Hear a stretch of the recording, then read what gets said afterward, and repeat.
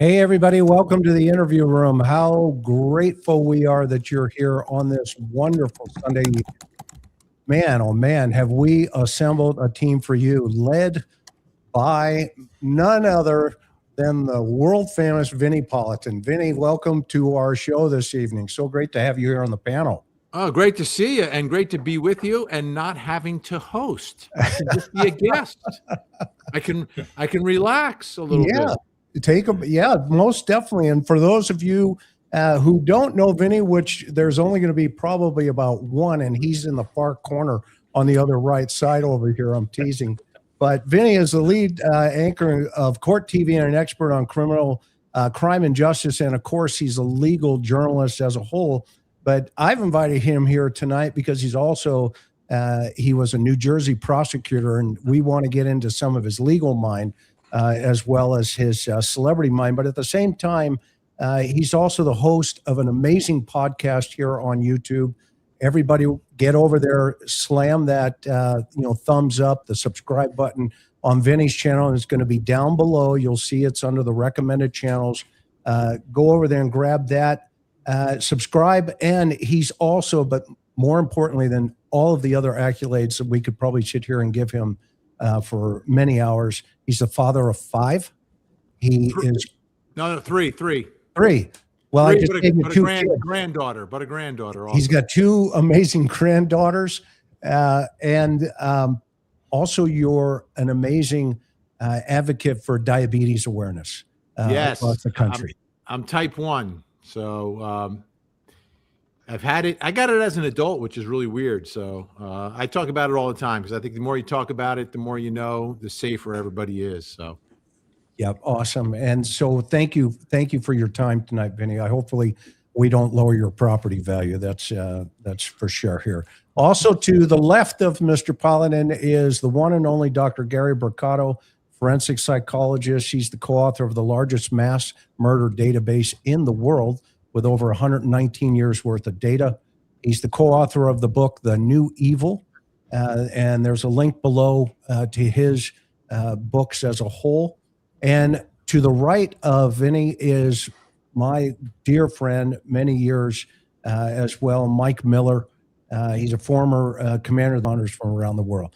Great guy, amazing information. So, Mike, thanks for being here tonight, brother.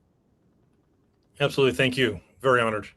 And, of course, in the bottom other opposite of me is Bob Gilliam. I've known Bob for 40-plus years. We used to work together many years ago. He's a former undersheriff. He has 40-year law enforcement experience. He's worked on many major crimes, including homicides and anything under the sun. He joins us tonight with a keen understanding of what takes place in these type of high-profile investigations, so we can get into some of the conversation, if we needed to how the command staff is potentially thinking as this thing starts to unfold. And then immediately next to me is my old former friend and boss and partner is John Lamb. He was a former hostage negotiator, homicide detective. He's the author of 9 books. His most recent one is the latest memoir called Service with a Sneer. And then he's working on a book right now called Bring Out Your Dead, which highlights his homicide career. So collectively, as a group, this evening, we hope to bring some over 200 years of experience in this arena. So that said, we're going to jump right into it. Let's talk about the glove.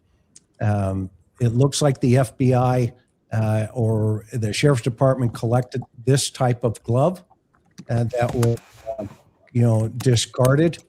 And now there has been some positive DNA testing on that. And they've also confirmed that it potentially could belong to a suspect.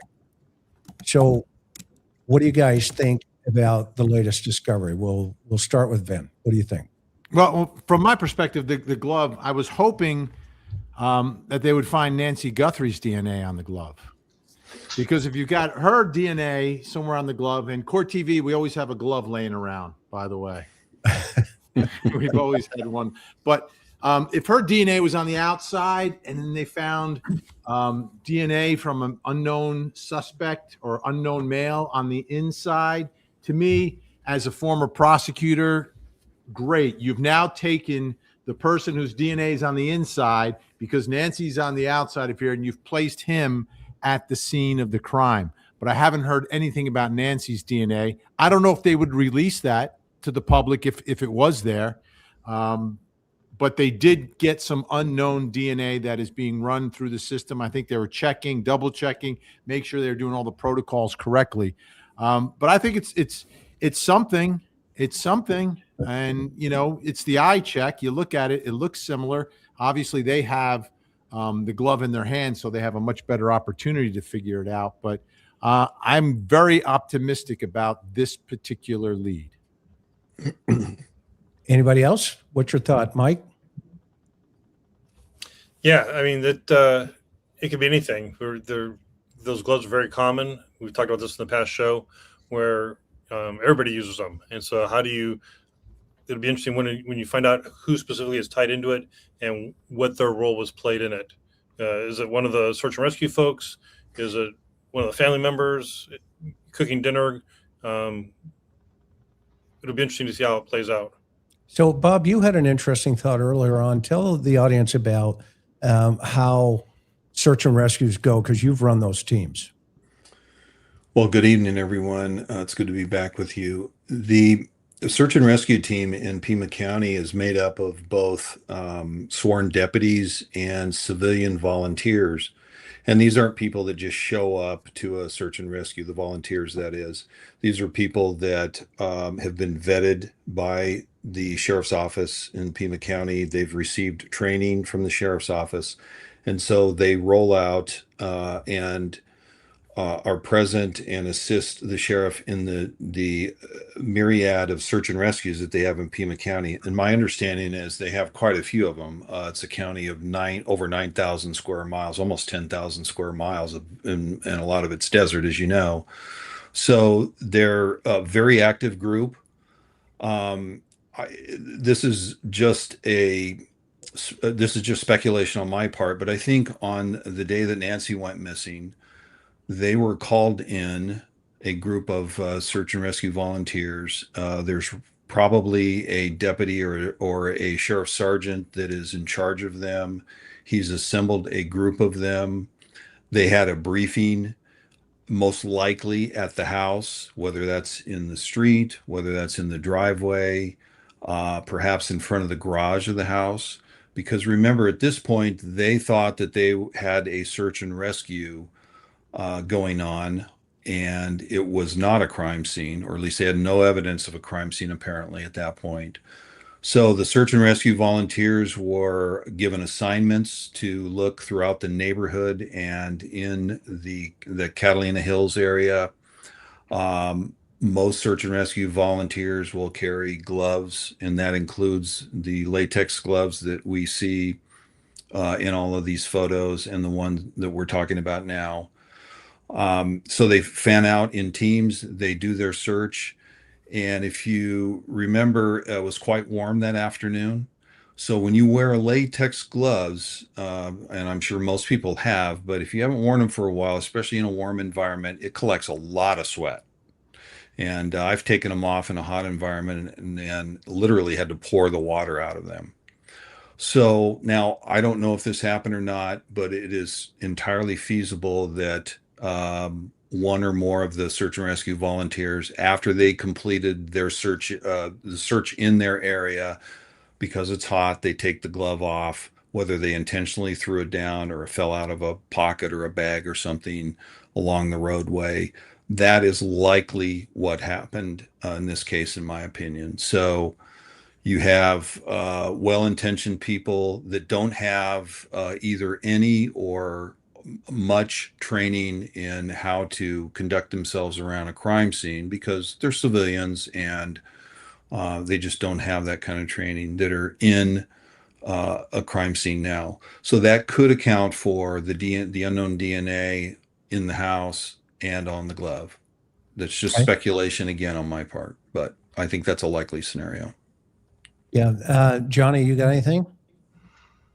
I guess the thing I would follow on with Bob is that in the event that well, we know that suspects will join search parties, and I mean historically we've seen that they'll either want to participate searching for the victim.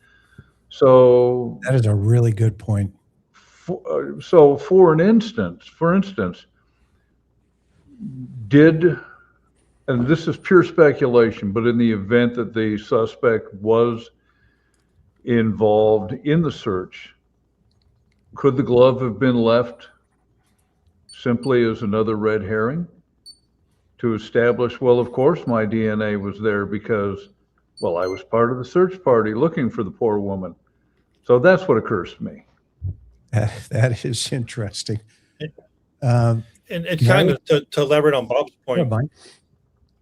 To elaborate on Bob's point, if you're searching the house and you're done with, hey, search this room or these two rooms, you just take off the gloves and throw them in a trash can because it's not a crime scene at this point. Mm-hmm. In a search and rescue mentality, they just think it's just a trash can. And then the next morning, okay, now it's switched from missing person to potential kidnap or homicide. That changes the game, but to the volunteer, they're not doing it. They don't think those things through. Interesting. Gary, what from a psychological aspect, what John brought up, what kind of guy is going to reintroduce himself into the crime scene when everything's cooking, like Brian Koberger, that kind of guy? Well, I'm very interested in what we can psychologically glean from something like leaving a glove, whether it's the intellect level of a person, the disorganization that might have erupted, or whether somebody's staging things to some degree. Problem is right now we're sort of shooting in the dark. There would be different types of people would do each of those things. It is intriguing if this was left by the person who was on the video, because the person on the video has an almost cool psychopathic like detachment under pressure, where he looks like he's about to take a stroll, a leisurely stroll, and doesn't seem appropriately upset. I know that many of us have said that it's suggestive that he's sort of an imbecile, but I think it's more suggestive of being so cool-headed that he feels nothing. And the reason I'm starting to feel that way is because ultimately he got away with this. He did this in a way that's very difficult to detect. So he can't be that foolish. He just seems to not have a lot of emotion. So then it raises the question, well, then why would you drop the glove? If that's your style, is the idea that something has erupted that was not planned and you had to get out of there quickly and there was some disorganization? Or is it something you put down to mislead people? But I think we have to start to consider the possibility of some degree of staging. For example, as we've said, technically speaking, we still need clear evidence that this poor woman was even abducted from that house. It's entirely possible that she never made it back there. And somebody is trying to make us think that she was there and that this was an abduction. It's also possible it wasn't an abduction at all. It was a homicide. So I think that part of the trouble with this is if we all think that whoever did this is an imbecile or working alone, it all functions as a kind of potential red herring, taking us away from this could be a much more sophisticated, slimy kind of person. So I think we have to keep both of these ideas in mind when we think about the psychology of this person. Yeah, I wanted to follow up, Chris. Yeah. With the glove, and again, none of this is being confirmed, right? We're getting reports from reports, etc. But if that glove was found where it's been reported, right, it would be a car that's driving down Campbell towards Tucson, and it would be on the side of the road there. But here's the thing, and I was thinking back to when we discussed the tossing of the phone in the Murdoch case years ago. Yeah, right. And this suggests to me that someone else is driving the car. Yeah. Because to toss that glove out of the window, you got to be in the passenger seat.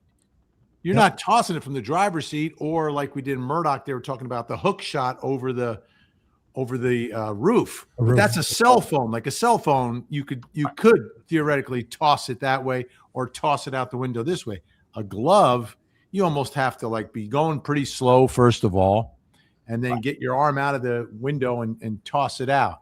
if that's the glove that they're talking about and if that's exactly where it was found. So that, if those two things are there, then we're talking about him being the passenger and getting some help along the way, and was heading back towards Tucson. Right. And imagine the driver who sees you throw it out the window would also have to be an imbecile to not turn around and say, "Whoa, stop the car. We got to get that glove." Yeah, what are you doing? You need two morons. You see what I'm saying? And the thing, how many morons does it take to commit, so I think ultimately we have to figure that somebody's got a brain in this situation. So I'm inclined to think that the person is enjoying making a fool of us. And you know what I'm saying? Because ultimately, look at what they seem to have gotten away with for weeks now. Yeah. Well, everybody's looking for you. It's not just the police. It's not just the fam. It is everybody is looking for you. All right. Exactly. Yeah. And that's why let's go back to the house, right? I mean, one of the conversations I want to have here tonight is the house and some of the technology that's being utilized to fly over the house, fly in the geographical region. I mean, what do you guys think? In the statistics, experience, all the stuff kind of says, look, if this is a situation that went sideways inside the house, maybe the suspect's intent wasn't to go in there, take her, et cetera, but it's, to Gary's point, something happened. Okay. And now we have a disposal problem, hypothetically, God forbid. Okay. But let's play that scenario through. Is everybody on the same page? She is such a low risk victim that there had to be some type of cross connection with somebody who has done this to Miss Guthrie. Thoughts? Throwing it out there. Vinny, we'll start with you. What do you think? Oh, absolutely. From the beginning, we've been talking about this. I think that, you have to have some knowledge. But the only thing that makes me take a step back is like the person on the stoop seemed like, I'm surprised that there's a camera there. Doorbell, yeah. Right? So, that particular person may not have had the interaction. Maybe that person was contracted by someone who has the interaction, right? So someone who kind of knows the house, but still a little heads up. There's a camera right by the front door. So bring something other than a potted plant. Yeah, exactly. Right? And $10.88 can get you a backpack too, and throw your kid in it, at Walmart. I think there's we're going to find out that there's a nexus. There's a connection. It's not arbitrary. It's very specific. I think. Anybody have a different opinion, or everybody on the same page? Mike, what are your thoughts? Yeah, I think it all ties back to the house. I mean, there's so many, and that's where it could be the sheriff's hubris and believing that he's invincible and doesn't need the FBI's assistance. That's eventually lead to his downfall, because the FBI has so many tools available to them, many not known to the public. I mean, many of them are classified, and but they have this tool chest of things to use that are available to state and local officials and police for these types of cases. And so, if the sheriff doesn't invite the FBI in to help them, they don't have access to those tools. Yeah. Johnny, thoughts? Well, we're going to go back to one of the first nights we were on the air, Chris. Unless I knew more about what the conditions were inside the residence, we don't really know that she ever got into the house. We don't know that that the entire component of the suspect, the one we see's activity there, has anything to do with her actual abduction or possible murder. And as far as this being a random act, I think we're in agreement. This isn't a random act. This woman was targeted by people within her immediate orbit. And that doesn't necessarily mean family, but she wasn't targeted randomly. Bob? Yeah, I agree. I'm certain that this is not a random act. As I've said on this show before, I don't believe in coincidence, especially in this kind of a high profile case. And it's someone that is familiar with Savannah and perhaps her mother, and may know them very well or may know them in passing, but there is some connection there. And so therefore I don't believe it's random. Gary? Well, it's interesting. Some years ago, for fun, I've written some fictional stories about crime and detectives and so forth. And I'd written a story where someone had someone working with him to commit a crime, and intentionally sent him into a setting where he would get caught on camera, because then that person would take the fall for the crime. It's an interesting thing. You could get creative with trying to understand why this person might have been sent in by somebody without much information. It's sort of an interesting thing. But I am inclined to agree that there is probably some overlap between someone with a more personal relationship with her and possibly personal motive, financial, emotional, some mixture thereof, who is working with some other parallel individuals, either in a cabal or because they're hired. And I think as a consequence of that overlap, we can't get a clear sense of the motive. The evidence is all over the place. It's pointing totally away from any individuals that are close to her. And individuals that do such a thing, usually have a ringleader who is somebody right under your nose that you wouldn't, So I think we have to figure out what the heart is of this. But it does seem there's a nexus somewhere. And it's presenting also as a fragmentation, even in the investigation, where people are sort of all over the map in terms of what they're looking at and not agreeing with each other and all that.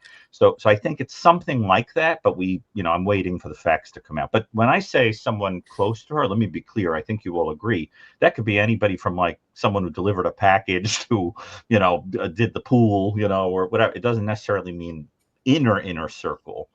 But somebody has seen that house, has studied it, etc. So that is why I am so befuddled by the idiocy at the camera, or at least apparent idiocy. So let's talk probably one side that a lot of folks, aren't really connecting the dots on just yet. I mean, from an investigative analysis aspect, everybody here, Vinny, you've prosecuted them. You've sat with the detective. You watched this stuff unfold. So we want the audience to understand what's happening the very first day when they got there. Obviously, the sheriff's made it clear now, look, we were looking for a missing person. So that call comes out, in the law enforcement world as probably check the welfare. Okay. Check, 84-year-old woman walked away from the house. We won't know that until we hear the 911 call in totality. But the first patrol guys, that get there, their mindset is kind of like the first patrol guys that got on the Koberger thing, where they're thinking, okay, we've got an unconscious female. Maybe, we've got an alcohol thing here. I'll just grab my med kit, walk upstairs and boom, next thing you know it, all heck breaks loose. I think that's kind of what happened here on this case. Anybody got any other thoughts on, that thought process? Ben? Well, I think that's what happened. One thing, though, that they did say pretty early was that there was evidence of a crime, but I don't think that's in the first moments. In the first moments, you're wondering, because I'm in news, like how many times a day in the news, and now we see it on social media, we have these alerts for seniors who have wandered off, etc.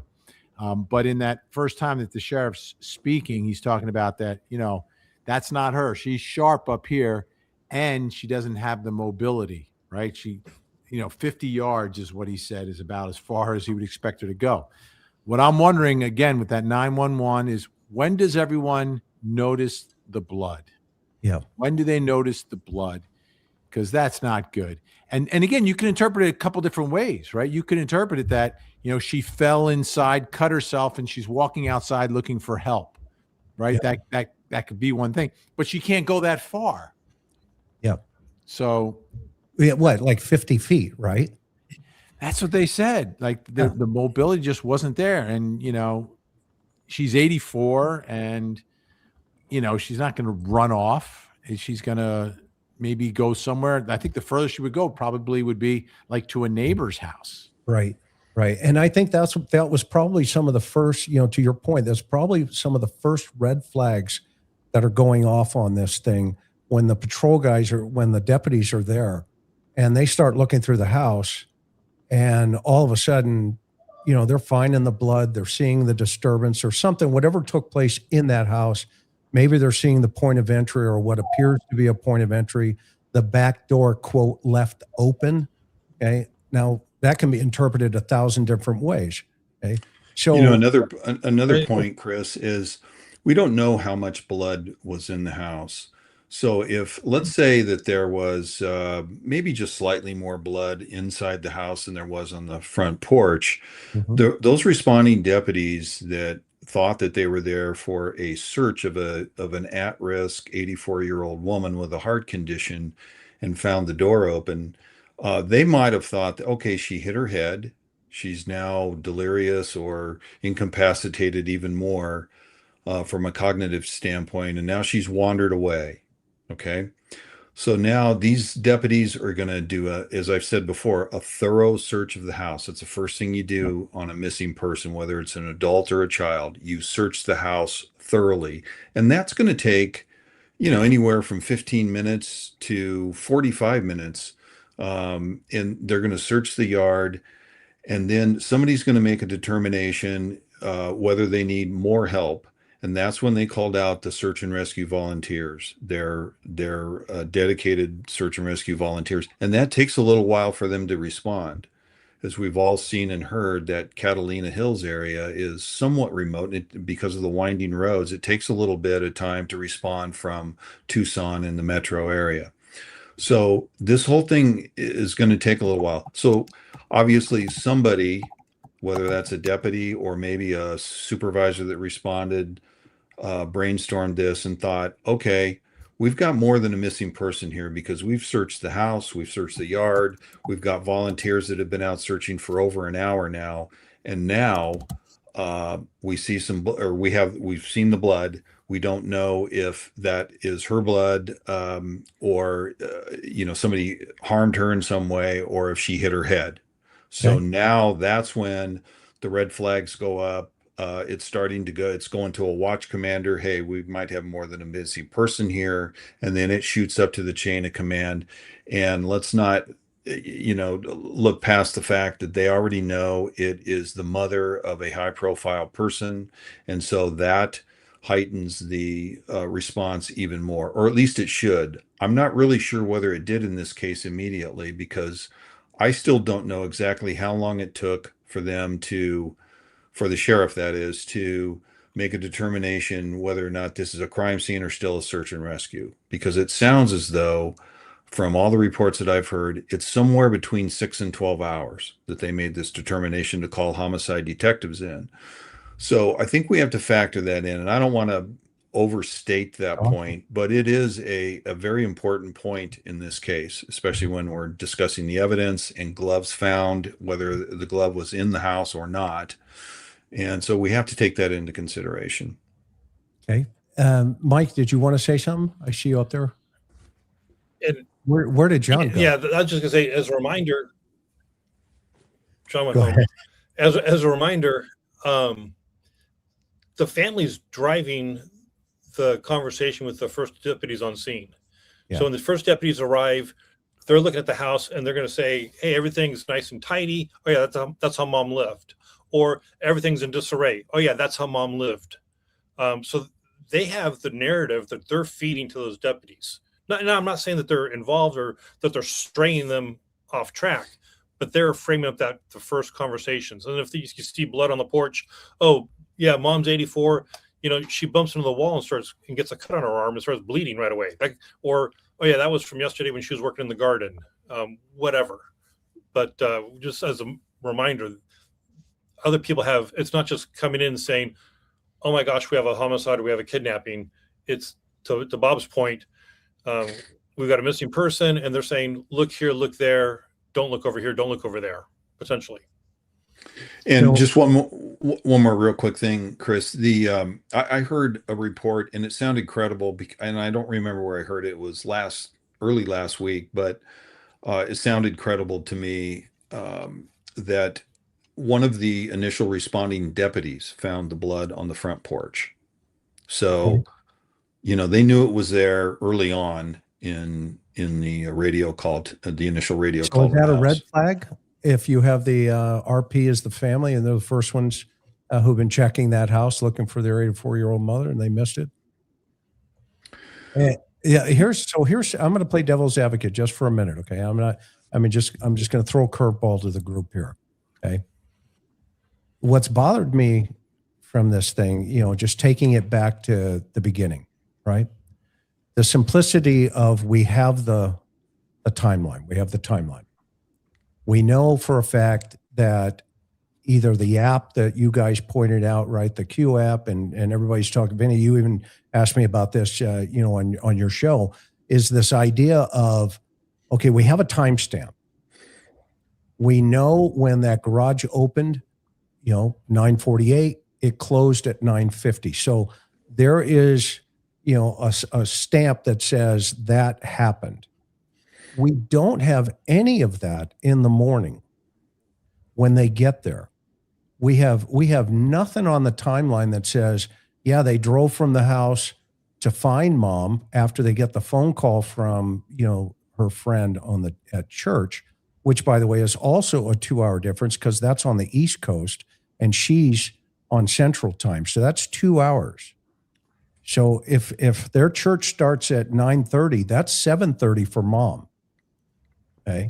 And so if it's 7:30 in the morning, if in fact that's the correct time, you know, crunch here, when do they get over there? I mean, the sheriff came out, like I said the other night, at 11 o'clock. You know, he kind of estimated 11, et cetera. And as Vinny pointed out, he's kind of tightened that time frame up until, you know, 7 minutes of when, you know, I think it was 9:56 or something like that in the morning. Let me look at my notes to make sure. I'll correct that here in a minute. But Chris, can I just ask yeah, you go ahead, Gary, jump in. one thing that's bothering me about the timeline is I want to know when the camera goes off because she's not on it. I want to know why we don't see her leaving and coming home. So when does the camera get dismantled? Well, that's a great question. And this is why it's also confusing in the timeline. Because here 9:48, right? She's dropped off. 9:50, the garage door closed. However, at 1:47, the Nest camera disconnects. So we know before that, we see this guy with the gloves and the bushes and everything covering that camera. So that has to be before 1:47 a.m. But you could have gone through the garage and somehow not been glimpsed or even exited through the garage. In other words, is it possible she's just not in the view?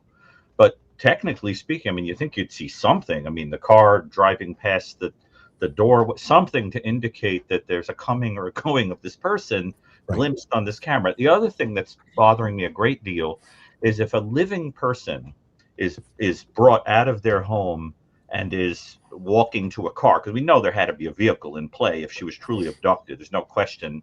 And that's also supported by the idea of somebody potentially throwing a glove out the window, at least in theory. Then I have to say, imagining myself into it, there's no way she would not have been screaming. When the door opened and she's being dragged out, she would have been screaming into the night for somebody to come to her help. Now, so how far away are our neighbors that nobody would hear somebody screaming on the top of their lungs? Because I don't know anybody, unless she was drugged or bludgeoned or something, that would not be screaming. Okay, before we go to that point, that's a great point because it is real quiet at that time. It's illogical. Okay, right. But so let's stay on the time frame here. Right. The timeline. 2:12, a person is seen on camera.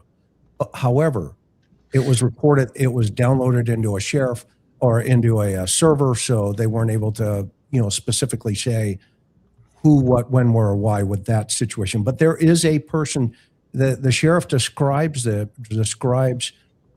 what's seen on the camera as a person. Okay. Now here's where the curveball comes from me and you guys, and then I'm going to just let you guys run. At 2:28, her pacemaker disconnects. 11:56 a.m., The family checks on Nancy. If we take 11:56 a.m., that's their time. Church, hypothetically, is 9:36. If she's connected to that group where they're watching, back on the East Coast, they're watching a service from the East Coast, okay? Because there's a 2-hour time frame difference. So that leaves a gap in time. The second situation here is 12:03. The call comes into 911. So here's the big question for me, and you guys help me. When do they get over there? And if so, do they not go through the front door? Do they not go through the garage? And then do they go around the house? They, as Mike pointed out the other night, they look through the garage door and then they go through the open door in their 84-year-old mother's house. And now the 911's called, but they search for a little while. Okay. That's it. Thoughts? Well, So for the garage door camera, I'm sorry, the garage door timestamps, where are we getting that from? Because, my son can be up in LA and open his garage for me to go inside and get something and close it remotely. So he's 50 miles away. So It's good. we don't know where that timestamp's coming from. And if it's Annie showing the deputies, here's my phone, here's when we open and close the garage to let mom in. Okay, that's one thing. Or if it's because we don't know forensically what they did with Nancy's phone, if they used her phone, because again, taking Uber to Annie's house, she most likely went out through the garage and closed the garage behind her, and coming home at night, that's most likely the way she went in, because the garage is illuminated and gets you into your house. And who's running the Uber app? 84-year-old mom? Or did they? Yeah. order She's it? sharp as a tack. My mom does. She's got it. Yeah, Okay. she's sharp, and she still drives because she still has a car. So Okay. she's driving most likely during daytime hours on routes she's comfortable with. But when it comes to nighttime driving, she's Ubering it over to family's house and getting a ride back. Okay. And how's she getting in and out of the house? She using the clicker or she using the app on her phone?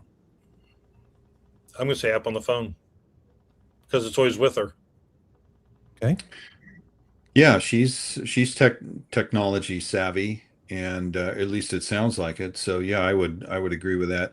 But here's another thing, and I don't know if this is a major pointer, but even if you use a key, if you have a MyQ thing on your garage door that you use with an app, even if you use the keypad or a clicker to open it, it will register on MyQ. It registers every time the door opens and closes and timestamps it. And that's what we talked about, right? If somebody had used the keypad, there would be a timestamp somewhere. Right. So it's not just when you use the app, So we the know now. MyQ app. Right. Okay. Okay. Finish your thought, Bobby. Well, that's pretty much it. I mean, that's the point I wanted to make. And maybe I missed it and somebody else made the point earlier. But let me just say this. So to me, if it were my mother and I were Tommaso or Annie, I would certainly have a key to the home. I would know what the keypad is. I'm probably in and out of that home on a routine basis because, once again, I have an 84-year-old mother or mother-in-law with a heart condition that has mobility issues, and I need to get in there potentially in an emergency and to assist her. And so when I do come over to pick her up, to take her to dinner, or to take her shopping, whatever, I need to get in there, and I'm just going to help myself, if you will, to get in and out of the house. So I do believe that is a likely scenario, and hopefully we'll find out whether or not that is the case. But so they may not have gone around to the back door and found it open, or maybe they did. I mean, the time frame tells us that perhaps they didn't. So Well, if we go through pattern of life, right? Pattern of life. Okay. He took her the night before, if he's the driver, and that's mixed messaging there from the authorities, right? Mhm. We've heard it's one, we've heard it's two, they both went. Okay. So that's kind of a mystery meat right now. And I'd be sitting in front of, the DA with Finney going, hey, we haven't answered that one yet. We're kind of, but I need a search warrant. It's like, no, not yet, guys. We're not there yet. So, I mean, that leads me to this next thought process of why did they both respond in the morning when if only one of her took her home at night? Well, I think they're concerned. I mean, Okay. that doesn't bother me at all. That makes sense to me that they would both respond. Hey, your mother's missing. The back door's open. Well, Well, how they did didn't the know the back back. door I'm sorry, they didn't know the back door's open. This is Right. a call from the church person, but your mother didn't show up for church. I think it's reasonable to think that both of them went to check the house. Yeah, and it'd be interesting to see how many times did they call to try to get through to her on her phone. Right. Does she have a landline also as like a backup? She might still have a landline in that house. She's been in the house, for 50 years? So there might be a landline. So remember, they're calling 2 different numbers and they can't track her. And I wonder if she has a locator app on her phone, like a 360, Yeah. where they can tell, well, it looks like she's home. So that might either she's sleeping, she's not picking up, something like that. So when they get there, if you go in the garage, you go in the garage. Like I have family that comes over to my house, it's always the garage. It's always the garage. And I'm looking at my app now on the garage, and if you open it with the app, it puts the name down. But if you just open it with a clicker, it just says it's opened and closed. So you can tell the difference whether or not it's an app has used it. So investigators should know all that stuff as well. Yeah. So Why do you think they're holding it back? I don't think they're giving us anything other than things that will help find the guy in the stoop and help find Nancy. So Okay. I think the rest of it they hold back. There's no upside for them. And maybe the Yeah. more information you hold back, you deal with these ransom people. If you put too much out there, then there's nothing that a legitimate ransom could tell you that isn't already public. So isn't that crazy? We're talking about legitimate ransom. Like we're talking about fake ransom. Well, which kind of rolls into Gary. I want to hear your thoughts. And John, did you have anything else to say before we go to the next thought process here? And by the way, Savannah just put out another Instagram message here, and I'll play it here in a little bit. But John, do you have any other thing you want to dovetail into on that last bit? You answered the question, which was whether the authorities had ever established whether it was one or both of them that purportedly transported her to the residence, and they still haven't clarified that. And that would puzzle me as to why you wouldn't make that clear at this point. So that's my thought on that. Yeah, that's a really good point. Gary, so here's a thought for you from a behavioral aspect. We look at this individual, right, who's tampering with the Nest doorbell on camera. Okay. What do you think his level of mindset in planning? And does this action somehow show impulsive behavior or someone who's deliberately trying to reduce their risk of being identified? No, I think it's very clear that this is a person who had a forethought and was planning, but there is a quality to it that is amateurish. Because I made the comment the other day that the outfit reminded me of Ralph Cramden as the man in space. You take everything in the house and you put it together and you make a costume. There was something ridiculous about it because it's got hiking equipment, the holster that doesn't match the firearm in a weird way being held in. I think it was even where it was dangling was weird. Unless the firearm guys will correct me, but I think it didn't make sense where he had it. I think there was also something sort of silly about the gloves because you couldn't really move your finger. I mean, everything about it was sort of ridiculous. So I think that in an effort to not buy stuff that could be traced, this person also sort of just threw together some kind of outfit. So what I think is you have a mixture of this kind of cool-headed quality that you see in people who are a little sort of psychopathic, where under pressure you just aren't very upset. You could care less, that kind of thing. Most of us would at least have our, show signs of anxiety in a situation like that. That could also come from years of doing it and losing your nerve, And I don't mean losing it like you get nervous. I mean losing it as if you stop getting nervous. And also combined with a kind of a chutzpah, that comes with people that think that they're more intelligent than they are. So I don't think it's impulsive, but my guess is that because this person probably lacks some kind of imagination about how human beings act, and is kind of unempathic. We saw this with Koberger, I think. You don't anticipate what's really going to happen when you get in there. You might lose a little bit of control and then make some stupid kind of boneheaded mistakes. But this to me has the look of what we see in people that are a little kind of antisocial and who are sort of relying on things that other people have done. They've either Googled it or learned from other offenders or whatever, and they're just sort of imitating it. One of the things that I think we're seeing a lot of recently is people who are paying attention to true crime and know, for example, that Koberger, as a good example, or let's say the Brown shooter, turn their phones off. And so a lot of offenders are learning to do that. Well, this thing is going to ping all over the place, so let me shut it. So in other words, they learn from each other. Rex Heuermann, if he's guilty, did a lot of studying of other offenders and learning tricks about how to do DNA and so forth. And I think the other thing I would say about this person is that there's an amateurish quality, but I think they studied how to evade getting in trouble. So that I think that definitely I think there's planning and a cool-headedness and a callousness. That's the other thing I think we could figure out about this person, because think about the kind of human being you'd have to be in the cool light of reason to assault an 84-year-old woman on a walking device. Just think about how you'd have to be able to shut off your emotion.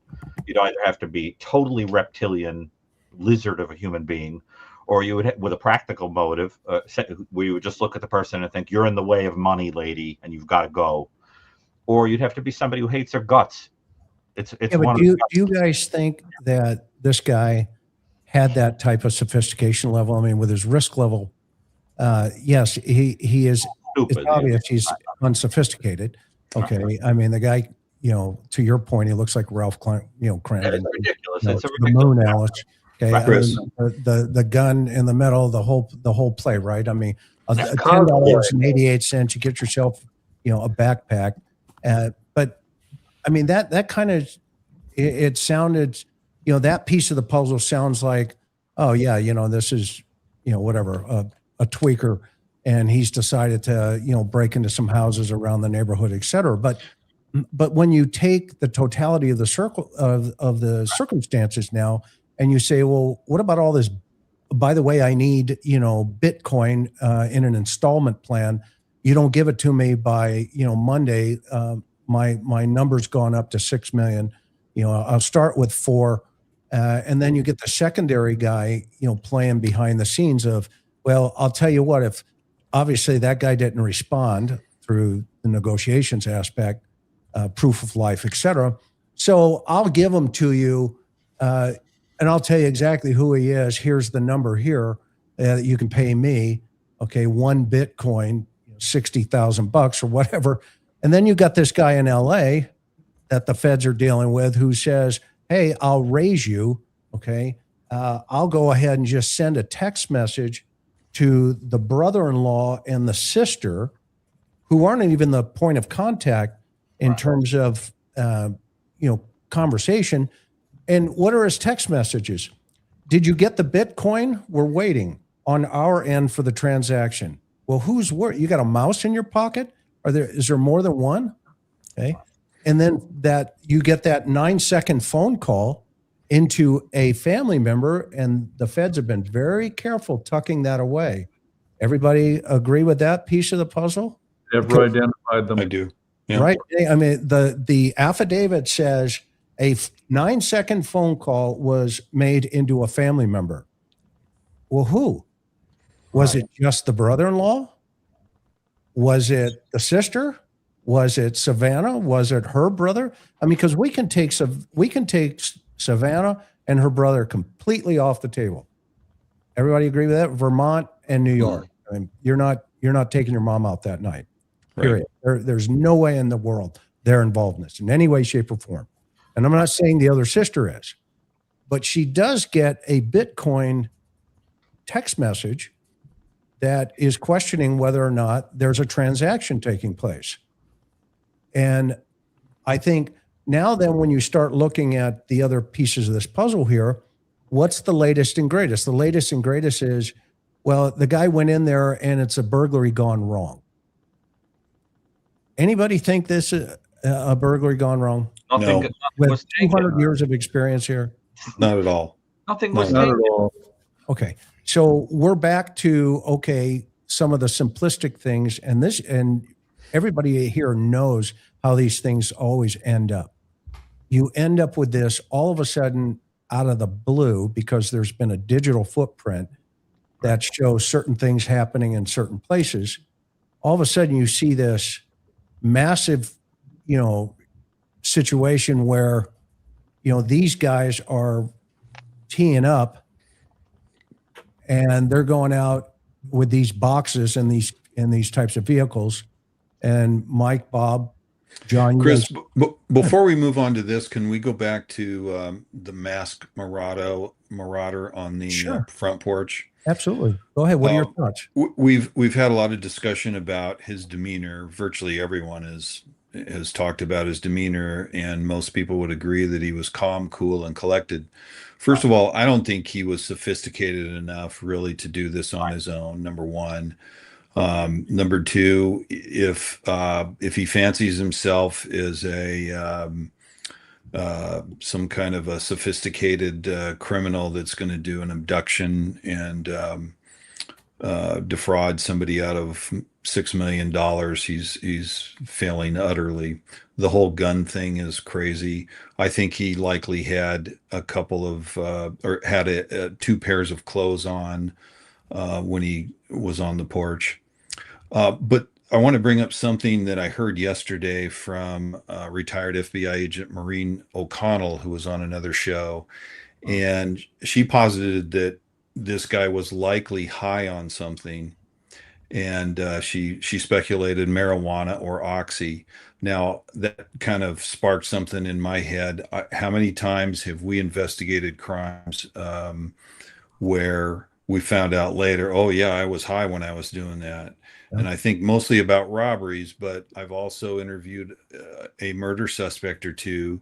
And John, you have, Chris, I know you have. I think all of us in law enforcement have that investigated those kind of crimes.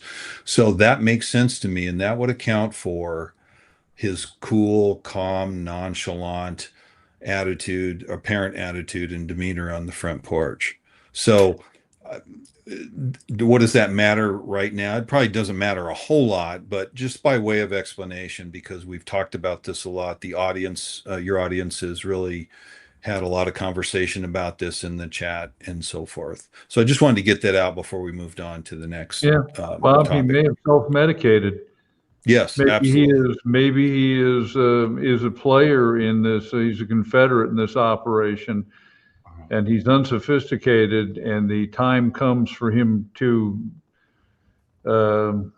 move into an arena he's never done before, and he decides that he needs to calm himself down, and maybe he smokes himself a bunch of weed, or you say does some oxy. I don't see any evidence of meth there.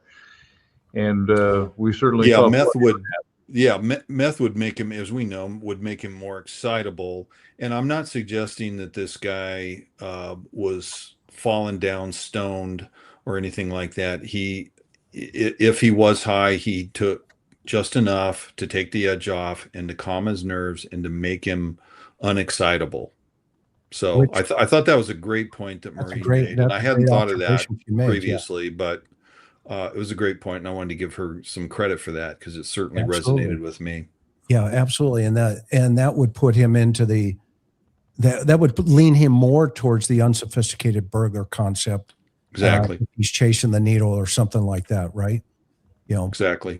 Well, if I make a quick comment, Thoughts? Yeah. So it's an interesting point, particularly because some of his movements are sort of weird and dopey and all that. But I think it's important that we also consider the possibility that some of the coolness that we're seeing simply comes from being a sociopath.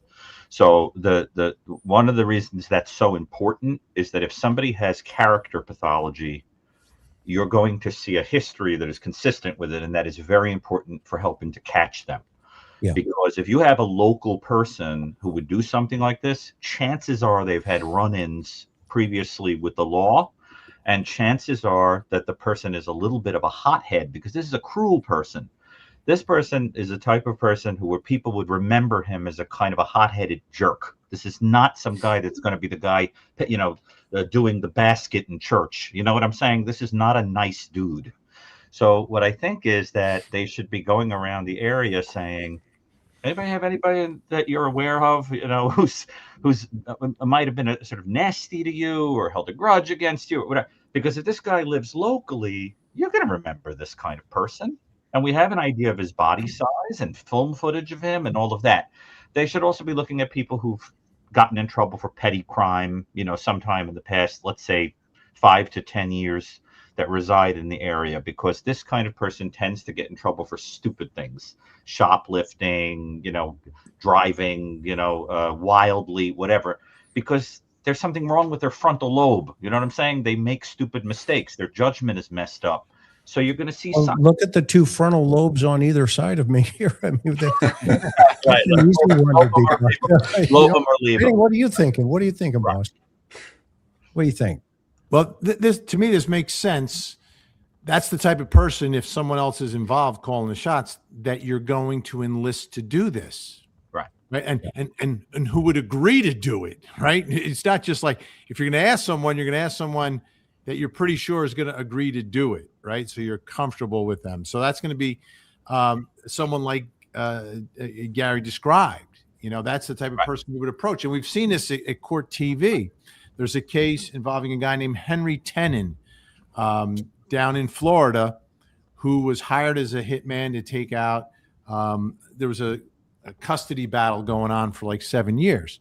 So the ex-wife and her new husband enlisted this guy, who was a bit of a two-bit kind of criminal, to do the hit, and he did it. Right. So they knew. All right, I approach him. He'll do it. It's like Mikey. Let's ask Mikey. He'll try not this Mikey, but any Mikey. He'll try anything. And I think that fits. And that, to me, that's consistent with what I'm seeing on the front stoop. Right. Yeah. Interesting. And so that leads us into the vehicle. If there had to be a vehicle involved, because you're going to have to move this 84-year-old woman. And now we get into the sophistication level again of, who's the getaway driver, right? Or is that the kingpin here?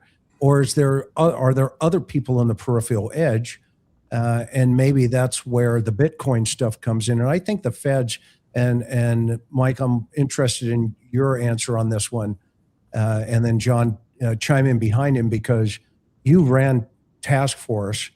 And I think when the sheriff said the feds are the best at doing what they do, and they're the best in the world with all the toys and doing all the things they can do about ransom notes, Bitcoin, and all that stuff. They flushed the guy out in LA pretty quickly.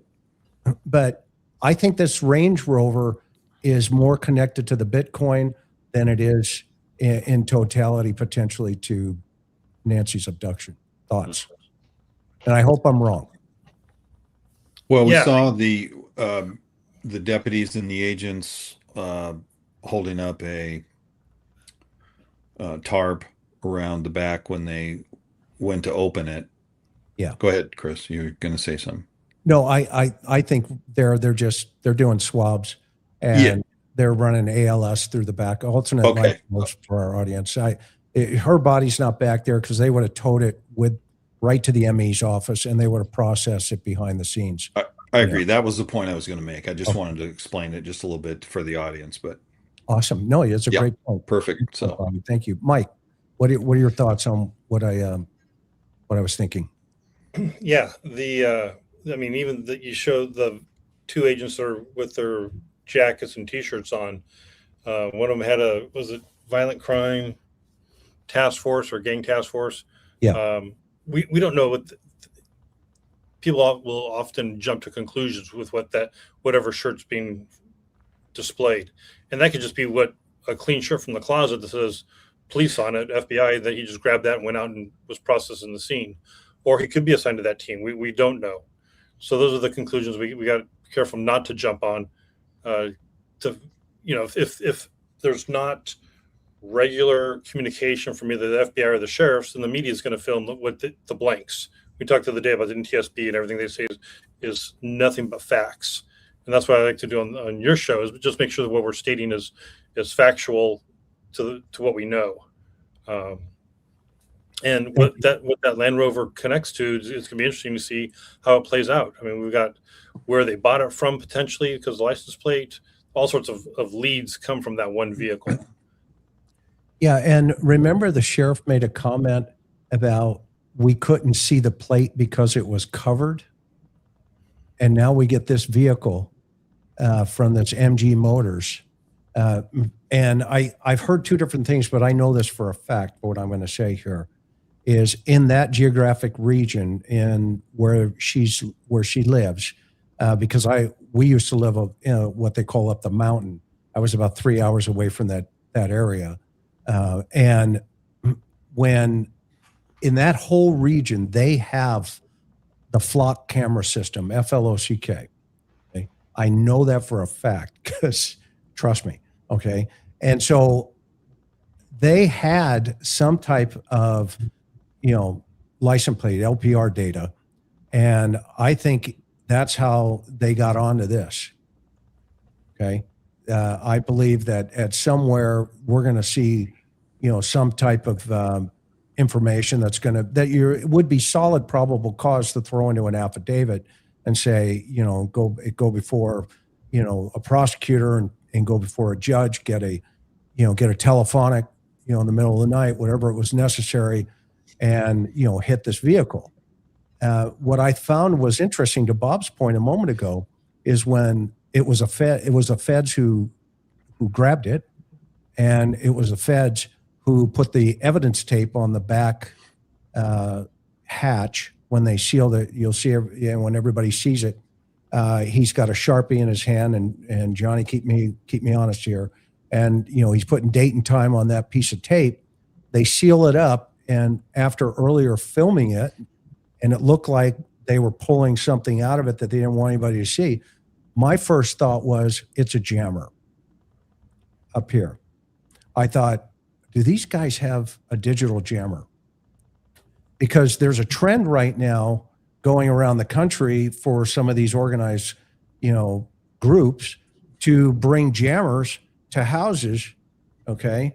And it jams up all the Wi-Fi systems in the homes, okay? So I'm thinking, I wonder if they want us to see that, because I know it's not a body working homicide for 13 years.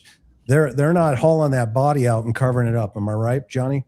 Right? No, there's no body, but the idea of the jamming device. Yeah. So and so I'm wondering, okay, is that what's going on that side of the coin? Which takes us back to the sniffer. Okay. When everybody's saying, yeah, they're out just sniffing around for the pacemaker. Well, they could be out sniffing around for the jammer. That's the other thing. Okay. So, and Mike, you guys, that was your lane. I mean, and I'm not going to say too much more, but that's a possibility, right or wrong? Absolutely. Okay. Absolutely. So, John, go ahead. Well, the question is now, the vehicle, if we've determined that it was the vehicle purchased from MG Motors, and if we have an idea of when it was purchased, what was the mileage at time of purchase? What was the mileage when it was impounded by the FBI? That gives you a radius of where that vehicle's been. And it may not be as useful if they purchased the vehicle a while ago, but if it's got relatively low mileage on it, that you can at least draw a circle and say this is as far as they could have gone. That's a great point. So they are going to re-engineer that, and I just pulled this up because this was a similar colored vehicle that was for sale with 98,000 miles on it, and this could be a detriment to them hypothetically if this is the same vehicle. We don't know that, but this was a vehicle that was for sale at the exact location of where the license plate frame was located. It says MG Motors on the bottom. I did a Google search on MG Motors, and lo and behold, this was on their website. Could be related. They know already if it is, okay? And what they already have built in right now, to your point, John, is 98,294 miles. And they're going to be able to reverse engineer that. What a great point you just made, buddy. Vinny, what are your thoughts, sir? My thoughts on the Range Rover is the search for forensic evidence. I think that's the biggest thing. She's bleeding. So, what you know, I don't want to go through like a how to do it, you know, necessarily, but if you're planning an abduction, are you going to do like you see in all the movies and sort of line the back of the vehicle? Like, how is she? Is she conscious? Is she not conscious? Does she have zip ties on her hands, on her legs? Like, how are you transporting her? Where are you transporting her? To me is significant. And you've got more than one person involved, but what drew them to this vehicle? They had something that drew them to this vehicle. So I think that's another great lead. And the vehicle's connected to a house, and they did both. But it seems like the next day they were out of there. So I don't know, what, if anything, they were able to get from there. There's so many little pieces there, and I think what we're looking for, and I get back to what I wanted on the glove. I just want some trace of Nancy somewhere other than her home to something that is connected to a person. And I think that is the real breakthrough, or could be the breakthrough here. But how did they prepare? What was in the backpack? Was there like a tarp in the backpack? Like, what was in there? The thing was jam packed. Yeah, What was in there? I don't think we know. Gary, what are your thoughts? Well, Vinny, if you've ever hunted, you know how useful a tarp, for example, could be for lifting a carcass. So that I envisioned, because it, as Bob has pointed out, it was very sort of bloated looking, as if there was some cloth, right, Bob? Remember you were making that point. Yes. That the bag looks spread. He's got two bags, I think. So my thought was that the part of the preparation was some sort of bag or cloth that might have been used to lift her, living or not living. I still want everybody's thoughts about why there might not have been screaming, because it's very strange to me there wouldn't be, unless she was gagged or something. The other thing is, Chris, if you show the vehicle for just a second, if you needed a vehicle to get a person around in who might even be supine or whatever, don't you think that would be a good vehicle to use? I mean, so, we know, for example, from interviews of offenders that are moving around people that they want to bring somewhere to assault or that they have killed, that the vehicles they pick are extremely important. It's all done with a great deal of intentionality. So does anybody know, does that have like a thing in the back that sort of When lays you see the Range Rover, though, it doesn't match the suspect's personality. I mean, this guy's going to Walmart and buying $10.88, for a bag. I don't think it's his Range Rover. I agree. Second person. I totally agree with you. Yeah, and I don't see that guy with those gloves being able to cash out his Bitcoin either with those gloves. Bingo. So so then there has to be a secondary, and maybe it's a pass off, and the Range Rover comes into play. Right, but just to understand, is there a place in the back that sort of lays flat if you had to slide a person laying down into it? Because I can't help but think that vehicle was chosen partly for that reason. Also, does it have windows that are tinted that you can't see through? I think it's all tinted. Yeah. No? Okay, so because I really think that vehicle was selected because it was optimal for transporting a living or deceased person. You know what I mean? You didn't use a sedan, you know, for a reason. You Right. didn't use a sedan for a reason. And less suspicious than the white van, right? The white. Right. Anytime you see a white van, it's suspicious. Unless White it's got, panel like, van. Yeah, every mark- crook uses a white panel van. Yeah. Right. But do you guys Chris, that the Chris, vehicle- I have to roll right now, but Okay, I gotcha. wanted to, it was great being on here Thank you, tonight. Dave. The chat is amazing. I've been, watching the chat and listening to you guys at the same time. It's absolutely amazing. You have a Thank great you. fan base.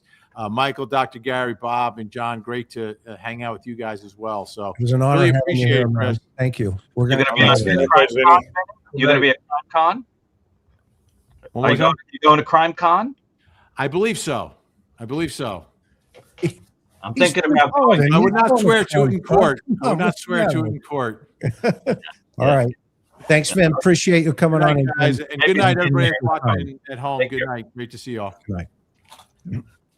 Isn't he great, Vinny? He's awesome. He's Incredible. We love him. Okay, let's jump into the video of Savannah. She just put a video up. We have, whoops. By the way, thank you everybody who's here right now tonight. We've got 22,000 people here watching us. So I want to get into this video with Savannah. All right, hang on for a minute. Let me get this. And Gary, I want you to look at Of every human being, tell me what you're seeing. and it's never too late.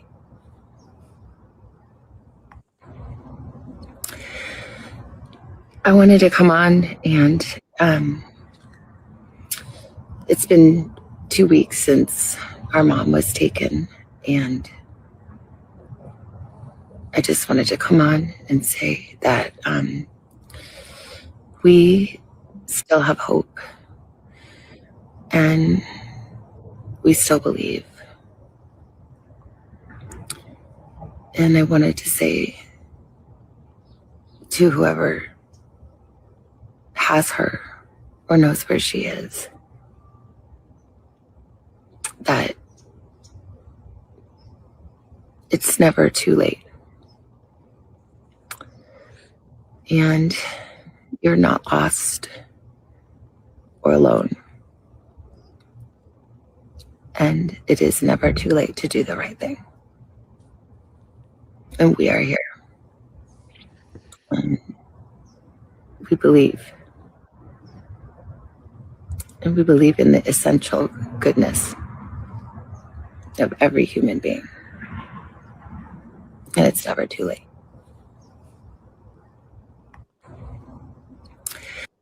Okay, I Wow. want to, I want to hold here for a minute, and we'll play it again here in a second. But Gary, that's the first time you've seen it. That's the first time we've seen it from a psychological aspect. What say you?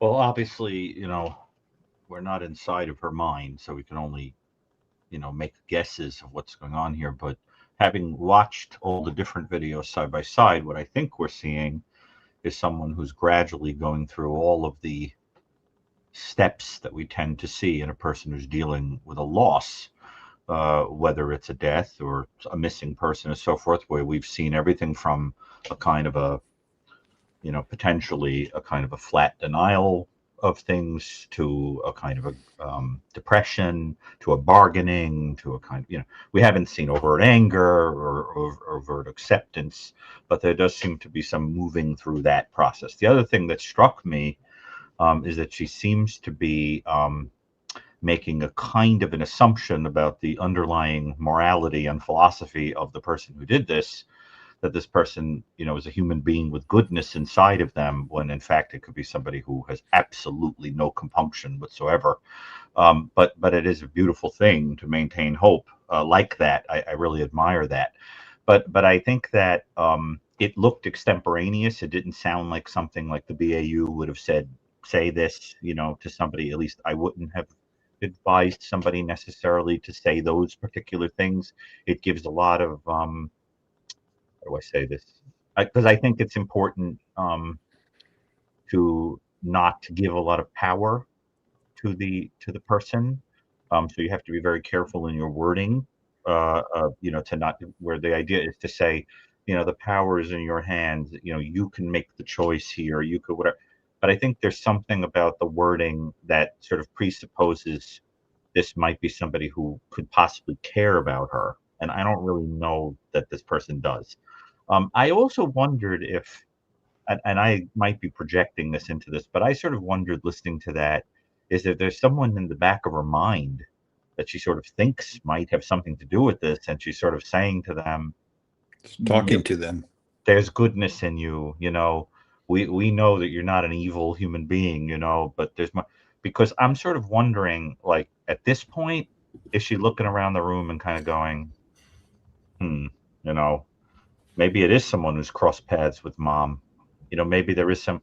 The other thing is, I saw something on, it's bothering me that I can't remember where it was, but somebody said that, I don't know if it was speculation or fact, that she might not be returning to her show, the Today Show. And it was something like, because they think that she thinks that her fame might have had something to do with what happened to her mother. And Interesting. now, I don't know if that's true, if that was rank speculation or whatever, but I think that's interesting because it starts to give us a sense of what she thinks might have gone on here and the type of person that might have done this. And I think we have to sort of think about that, about like, what do the people in the circle think happened here? Because as I've said before, and I think more than ever, what is bothering me about this whole, see, somebody in the audience said her show said that. See, I think that's very interesting, but I can't confirm that right now. But I think the thing that's bugging me the most is that there's this sort of black box in which the people immediately around her are operating, but we know nothing about family dynamics, the dynamics with people around her. As I keep saying, she's a caricature right now. She's just an 84-year-old woman on a walking device that went to church, that we know nothing else. And without knowing that, we can't begin to infer who people in the circle think might have had something to do with it. And as I'm emphasizing, I really think whoever did this, or at least was involved in some ancillary way, has something wrong with their personality and their judgment. And you would know that. I also think that because somebody around you might have signs like that. The other thing, and I was thrilled to see Mary Ellen O'Toole make the same point. She, of course, was headed the BAU, sort of like, as did Greg Cooper and John Douglas that we know. And one of the things she has said about this is that they need to be looking at post-defense behavior. Right. In other words, somebody out there is acting weirdly. Are they going to the store and buying medical supplies because there's somebody at home that is 84 years old and being held? Are they buying a little too much food? You know, are they, you know, is the person acting like they're keeping somebody out of a certain room? You know, that kind of thing. So somebody out there should be paying attention that somebody right under their own nose might be acting weirdly. Has somebody fled? You know, have they not been showing up to work or something? You know, so I think we have to think about that. And I hope everybody would agree from you know, from your experience, if you think that somebody around someone might have something to do with this, you'd need to get that group of people to crack open by sort of playing on the dynamics between them, and we don't know what they are. So you need to sort of pull the yarn to get the whole thing to unravel. I really think that's the problem with group enterprise situations, is that they're only as strong as their weakest link.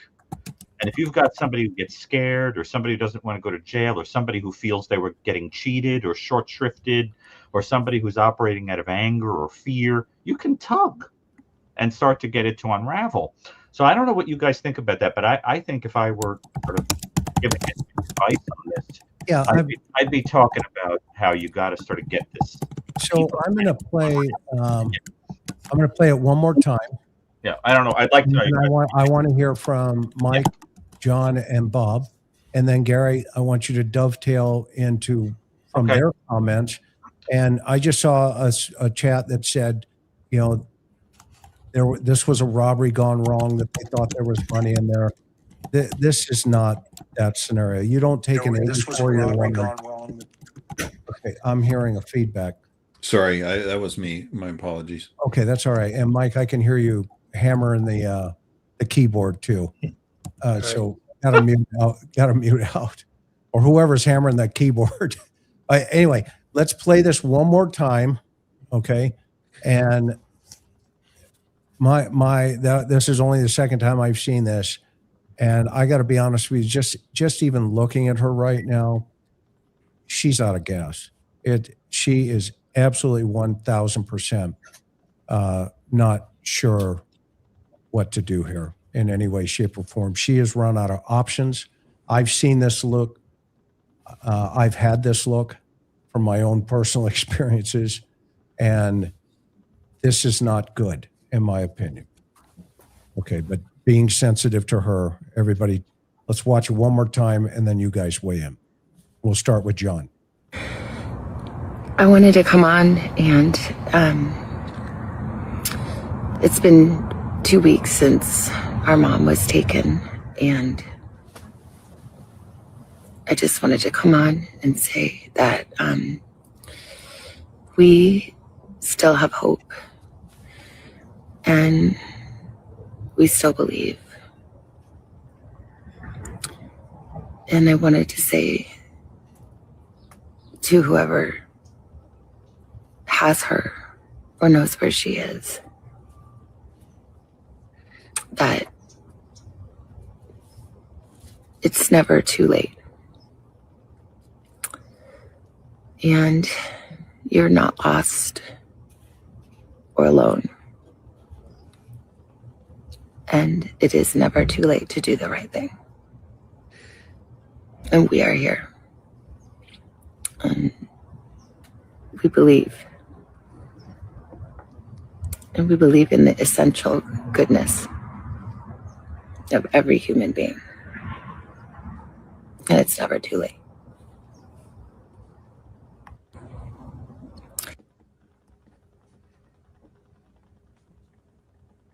Thoughts, John? Well, for starters, yes, she's grief-stricken, she's fatigued. She's also speaking to somebody that she has a pretty good idea of who it is, because she speaks to that person saying, you're not lost and alone. This suggests to me that she has a specific person in mind, and that she has some sense of what that person's life is like. Because to just simply offer those thoughts to an unknown suspect, that would be risky. You could be challenging the suspect, but she's speaking very definitely. She has an idea of who did this. I mean, she couched it with whoever did this, but the comments, you're not alone, she knows who did this. And I think that investigators now need to look at the continuum around people within that orbit who might be living, that they could identify and say, all right, this person's alone, whatever. So it could be a lead. Okay. Bobby, and then Mike. Yeah, I agree with John. One thing that I'll point out also that we all saw in the video is Savannah has her knees up into her, not really into her chest, but she has them raised up. She's grasping them. And from what I believe, this was very difficult for her to get out and to say. But like John, I do believe she's talking to a specific person, or a group of people, and she is reassuring them that no matter what happened here, that perhaps they can be forgiven. Now that's putting words in her mouth, and Gary can certainly chime in on this, but that's what struck me. But she's very obviously she doesn't look very good. She's tired. She's kind of beaten down. And my heart goes out to her and to all the people around the country that are going through something similar, because the Guthrie family is not the only ones in this country that have a missing loved one like this. So I think that's important to say and to remind the folks. But so That's what I think about it. That's just my initial That's a great reaction to it. observation of her pulling her legs up almost. I saw somebody almost like the fetal position, Mhm. where she's reverting back to fear. All of these things indicate fear. She's tucking, she's pulling in. So great observation. Mike, what say you? Yeah, it's heartbreaking to watch this because you can see the emotion that she's had, the anguish she's going through, that the family's going through. It's the only thing I would add, and I agree with everything John and Bob have said, especially Bob with the last point about there's other families across the nation going through very similar circumstances and that they're not grieving by themselves.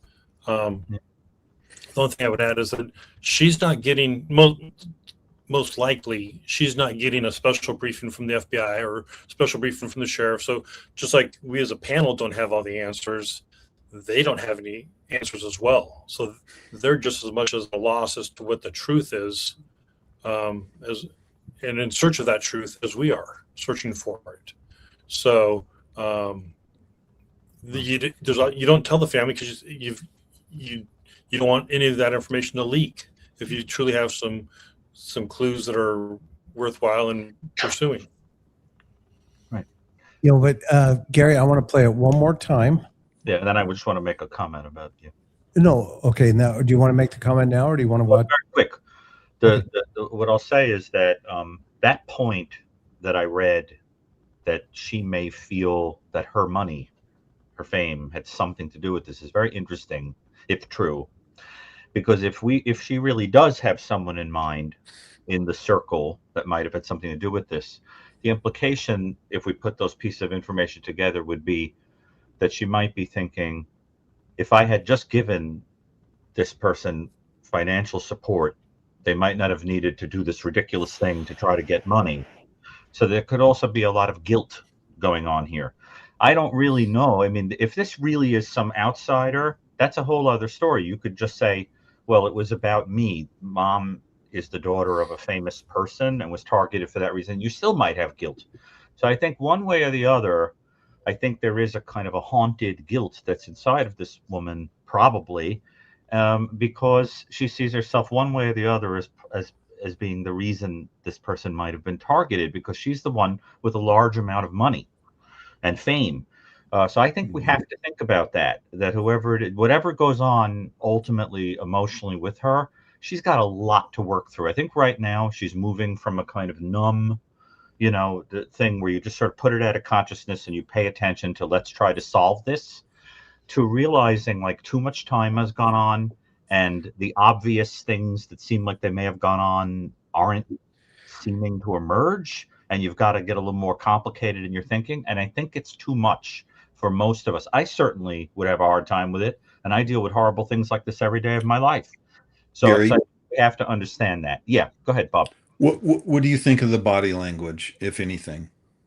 Well, I'm always a little careful about interpreting those things because we don't know. But I think that what I'm seeing is consistent with somebody who is emotionally overwrought. The reality is that no normal person who clearly adored their mother could go through this without shrinking gradually as every day goes on. It would be the normal emotional reaction, right? It's interesting because what we see from the guy in the camera to her, to Savannah, is the full spectrum of emotion from a person who just doesn't have any, right? No empathy, couldn't care less, thinks of you as a total object, totally transactional, to somebody who could cry so much that their face looks melted from endless tears and just worn out, right? And I think that it's fascinating that to sort of think of it from that perspective, right? That this woman is surrounded by people that run the gamut of emotionality and empathy, right, in this story. And I think that's what she stands for. She stands for how she tells us, just looking at her face, how good of a woman this was, how beloved she was, how much of a tragedy this is, how you can't, there are some people in this world, you can't figure out why anybody in the world would want them not to be here. They probably, when you've got an 84-year-old family member you love that much, every day you wake up and you're scared that you might lose them. And then to think that you might lose them like this, I mean, it's the worst nightmare, right? So, so I think there's a lot of that going on, but I think that that thing about her potentially leaving the Today Show, that suggests to me there's also self-blame, thinking she was the reason for this targeting, and that's heartbreaking. I don't want to say that that's true. I just can envision her feeling that way. I'm going to play it Okay. one more time. Yeah, I'm curious what you think about that, but okay, let's. I wanted to come on, and it's been 2 weeks since our mom was taken, and I just wanted to come on and say that we still have hope, and we still believe. And I wanted to say to whoever has her or knows where she is that it's never too late. And you're not lost or alone. And it is never too late to do the right thing. And we are here. And we believe. And we believe in the essential goodness of every human being. And it's never too late.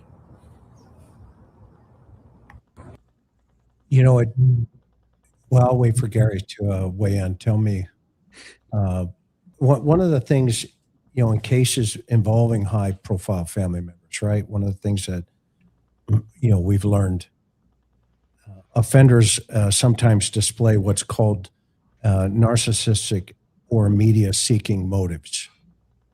Mm-hmm. Right, Gary? How seriously should the investigators, you think, take this as a possibility in relationship to a motive? I mean, let's say, I mean, I agree with you. When you watch this again, and we've just watched it 3 times now, it's almost like she's just talking to somebody directly. Feels that way. Yeah. And says, "We're here," because that was not crafted by the BAU. I don't think so. I can't prove that, but I don't think so. No, she's sitting out there with her camera or a phone or something. She's doing this on her own. And then she is laying it out there saying, "Look, there's hope for you," is that was my takeaway. Am I off base, Gary? Well, that's what she's saying. I mean, I don't even think it's a matter of interpretation. I mean, that's the part she's saying. We just don't know if she has someone in her mind that she's speaking to, or at least the type of person that she's speaking to. But it's completely heartbreaking. I mean, you just get the sense of somebody that's just grasping at this point for absolutely anything. Mhm. Because she's terrified that she's never going to see this person again that she loves. And I mean, I hope she does. But every day that goes on, it's harder.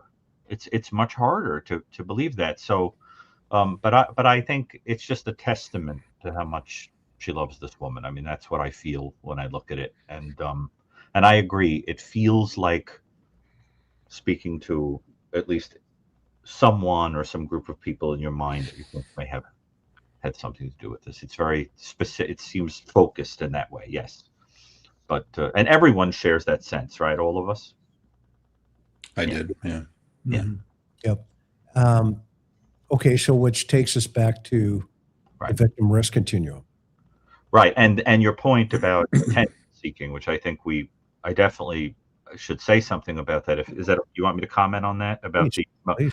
So what this looks like, and you know, because like from a, you know, I don't call myself a profiler, but we engage in establishing profiles in forensic psychology sometimes in settings like this, or with law enforcement, so forth. And you know, it's interesting, Chris, because what it looks like is that there must be some mixture of motives.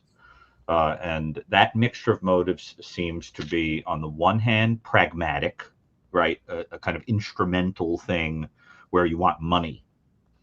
But then there are other aspects of this that are unnecessary for the pragmatic aim that are suggestive that your personality has mingled in to the story, right? So that what it looks like is that the elements of personality, they imply cruelty, a kind of unnecessary cruelty, like, you know, whoever, for example, is sending those notes to the family, there's a kind of cruelty to that, whoever that is, right? And then another thing that we get a glimpse of is, you know, potentially this kind of grandiose attention seeking associated with, like, for example, whoever went to TMZ, or which feels kind of Jack the Ripper or Zodiac Killer like, right? Like bringing it into the media, or choosing someone who is related to or linked to a prominent person. Because as I've said many times about cases that involve prominent people, you create a situation where whatever happens, you can never look up that famous person again without your name being linked to that famous person, right? I mean, Mark David Chapman will forever be associated with John Lennon.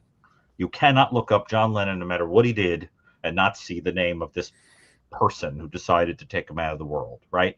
So that is part of the motivation for some people too. I think that this whole idea of her, of Savannah having to do with it, of why, it has to imply that it's either that someone knew about her money, and that if she loved her mother as much as she clearly does, she would do anything in the world to keep her mother alive. And it implies potentially someone who did it also because of their arrogance and their grandiosity. So what I think is you've got somebody with a more emotional kind of thing going on who might have recruited help from people who are in it for the dough, that kind of thing. And the interesting thing about the emotional thing is that if it was somebody in the inner circle, we start wondering, is there someone who experienced envy of this person, someone who's sort of looking like, you know, why are you always the center of attention, you know, that kind of thing, right? So like a jealousy, you mean? it could be something. We've seen things like that, right? It could be something like that. But I have to be careful because I don't want to give the impression of suggesting any particular person. But it could be somebody that's sort of looking at her and thinking that they're experiencing a kind of jealousy of the attention that she receives, of thinking that she's been privileged in life, you know, that kind of thing. And it could be somebody with some other kind of resentment, you know. So, but I think you, in order to know that, you'd have to examine the emotional kind of connections to Nancy in the people that are sort of all around her, immediately and not so immediately, and then those things start to emerge. You know, to your point, Yeah. you know, the 4 L's, right? Love, lust, lucre, and loathing, right? Right. Yeah. Right. Right. That's a psychological principle, right? Where does that? Where would you put this one? I don't think this is about lust. I think that this is some variation on the theme of, you have something that I want and I'm entitled to it because you're not giving it to me, right? And that could be money, it could be something emotional, it could be both. And to me, I am not taking either of those off the table. There's nothing yet that allows me to take off the table. So what I think is it's a mixture. And I think it's a mixture that is reflected in a few different people potentially. But I do not think this is a one-man story. I just don't. And that's why we're all getting confused. Now, how could that jealousy manifest? It could manifest in greed, in that you're saying, well, money is associated with that fame and I want it, right? Could manifest that way. It could manifest as, you know, I'm going to sort of be privileged too now. You know, I'm going to sort of create a situation where I'm comfortable and have, could be that. You know, it could manifest as slithering into the public eye, and forcing the public to look at you or be scared of you. Could be that. And it could be a petty kind of torment where you drag everybody along and make them sort of feel a certain way because you don't like that you've been sitting around feeling something for a long time. But it smacks of things that someone who just wanted money wouldn't do. That's the part that bothers me, because let's face it, this could have been a lot easier and quicker and clearer if this was about money. You abduct a person, you send a ransom demand in like 24 to 48 hours, and that's it. Now, let's say they tried that and she passed away, God forbid, and then you still try to get the money. That could be what's going on too. But otherwise, I can't explain the dragging out and the attention seeking and all that. So what do you guys think about my point that some of this seems suggestive of personality and stuff that isn't necessary pragmatically to get money out of a family? So my understanding is that Savannah did a prolonged piece. I think it was back in November, where Yeah. she actually traveled to Tucson, and she did what I'll call a puff piece. And I know that Nancy was featured in that. So could Savannah be guilty about that and think that this played any role in this situation? And I'm curious, and I have not seen the piece, but I'm curious as to whether any friends or family or any other persons in their lives immediately were featured in this piece. Because my impression is that it is just Savannah and Nancy. Now, there could have been others in there, and I don't know. Again, I haven't seen it, but I would be curious, and maybe I'm sure there's somebody in the chat that will point this out that has seen it. I don't watch the Today Show, so I'm really not sure exactly what they did, but my impression is it was a prolonged piece, like Savannah's in Tucson for 3 days or a week or whatever. I didn't see it. It would be extremely interesting. And it would also be extremely interesting to find out, I think everybody would agree, if there were any changes to Nancy's will, to who it is that was tied to her financially, to anybody who might have felt that they were in a kind of caretaker role for her and didn't want to be, or saw her as an impediment. In other words, these are the kinds of things. Now, let me be clear. At this point, not pointing to any particular person, I must make that clear. Okay, we all, I think, must be responsible in that way, right?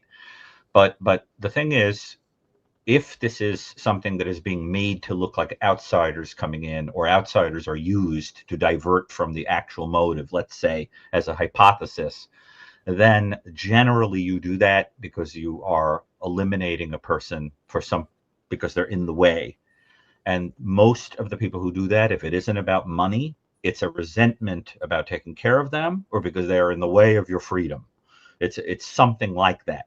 And so you must establish if there was anything like that going on, any changes like that went on. And I haven't heard a word. Have any of you? About what was going on with her finances or anything like that? Changes to the will, anything? Well, yeah. I No. mean, she refinanced her house 3 times. The mom. When? It's in the records she's owned the house for forever, but it's been refied 3 separate times. Yeah, Well, but if you've been there for 30 years, that's not outrageous either. Yeah, no, exactly. Yeah.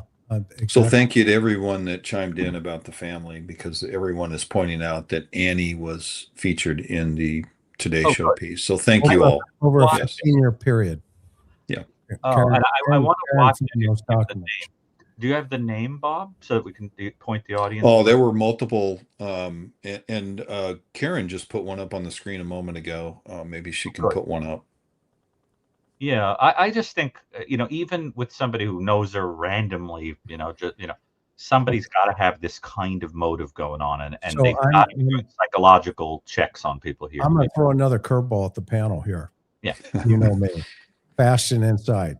Okay. You're good at that. Put a number 4 down. All right. It's a number 1 and it's chin music. Okay. 2 days ago, the sheriff was interviewed exclusively by Brianna Whitney from Arizona, the local affiliate. She's the local gal. Okay. We all know how that rolls. Okay. Watch this.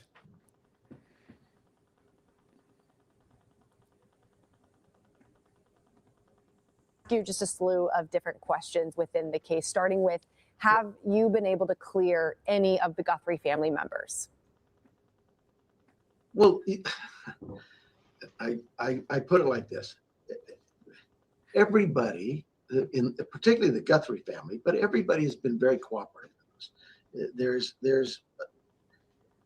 We've done a number of interviews and investigations and taken DNA swabs from a number of different people. They've all cooperated with us. And we look at what their stories are and we go, okay, the Rio Rico case, perfect example. That young man, we got a search warrant, went search his house, and he talked to us. We thought, okay, makes sense. And we left. But is he clear? Well, no, we don't know that. We don't think there was anything else to get from him at that time.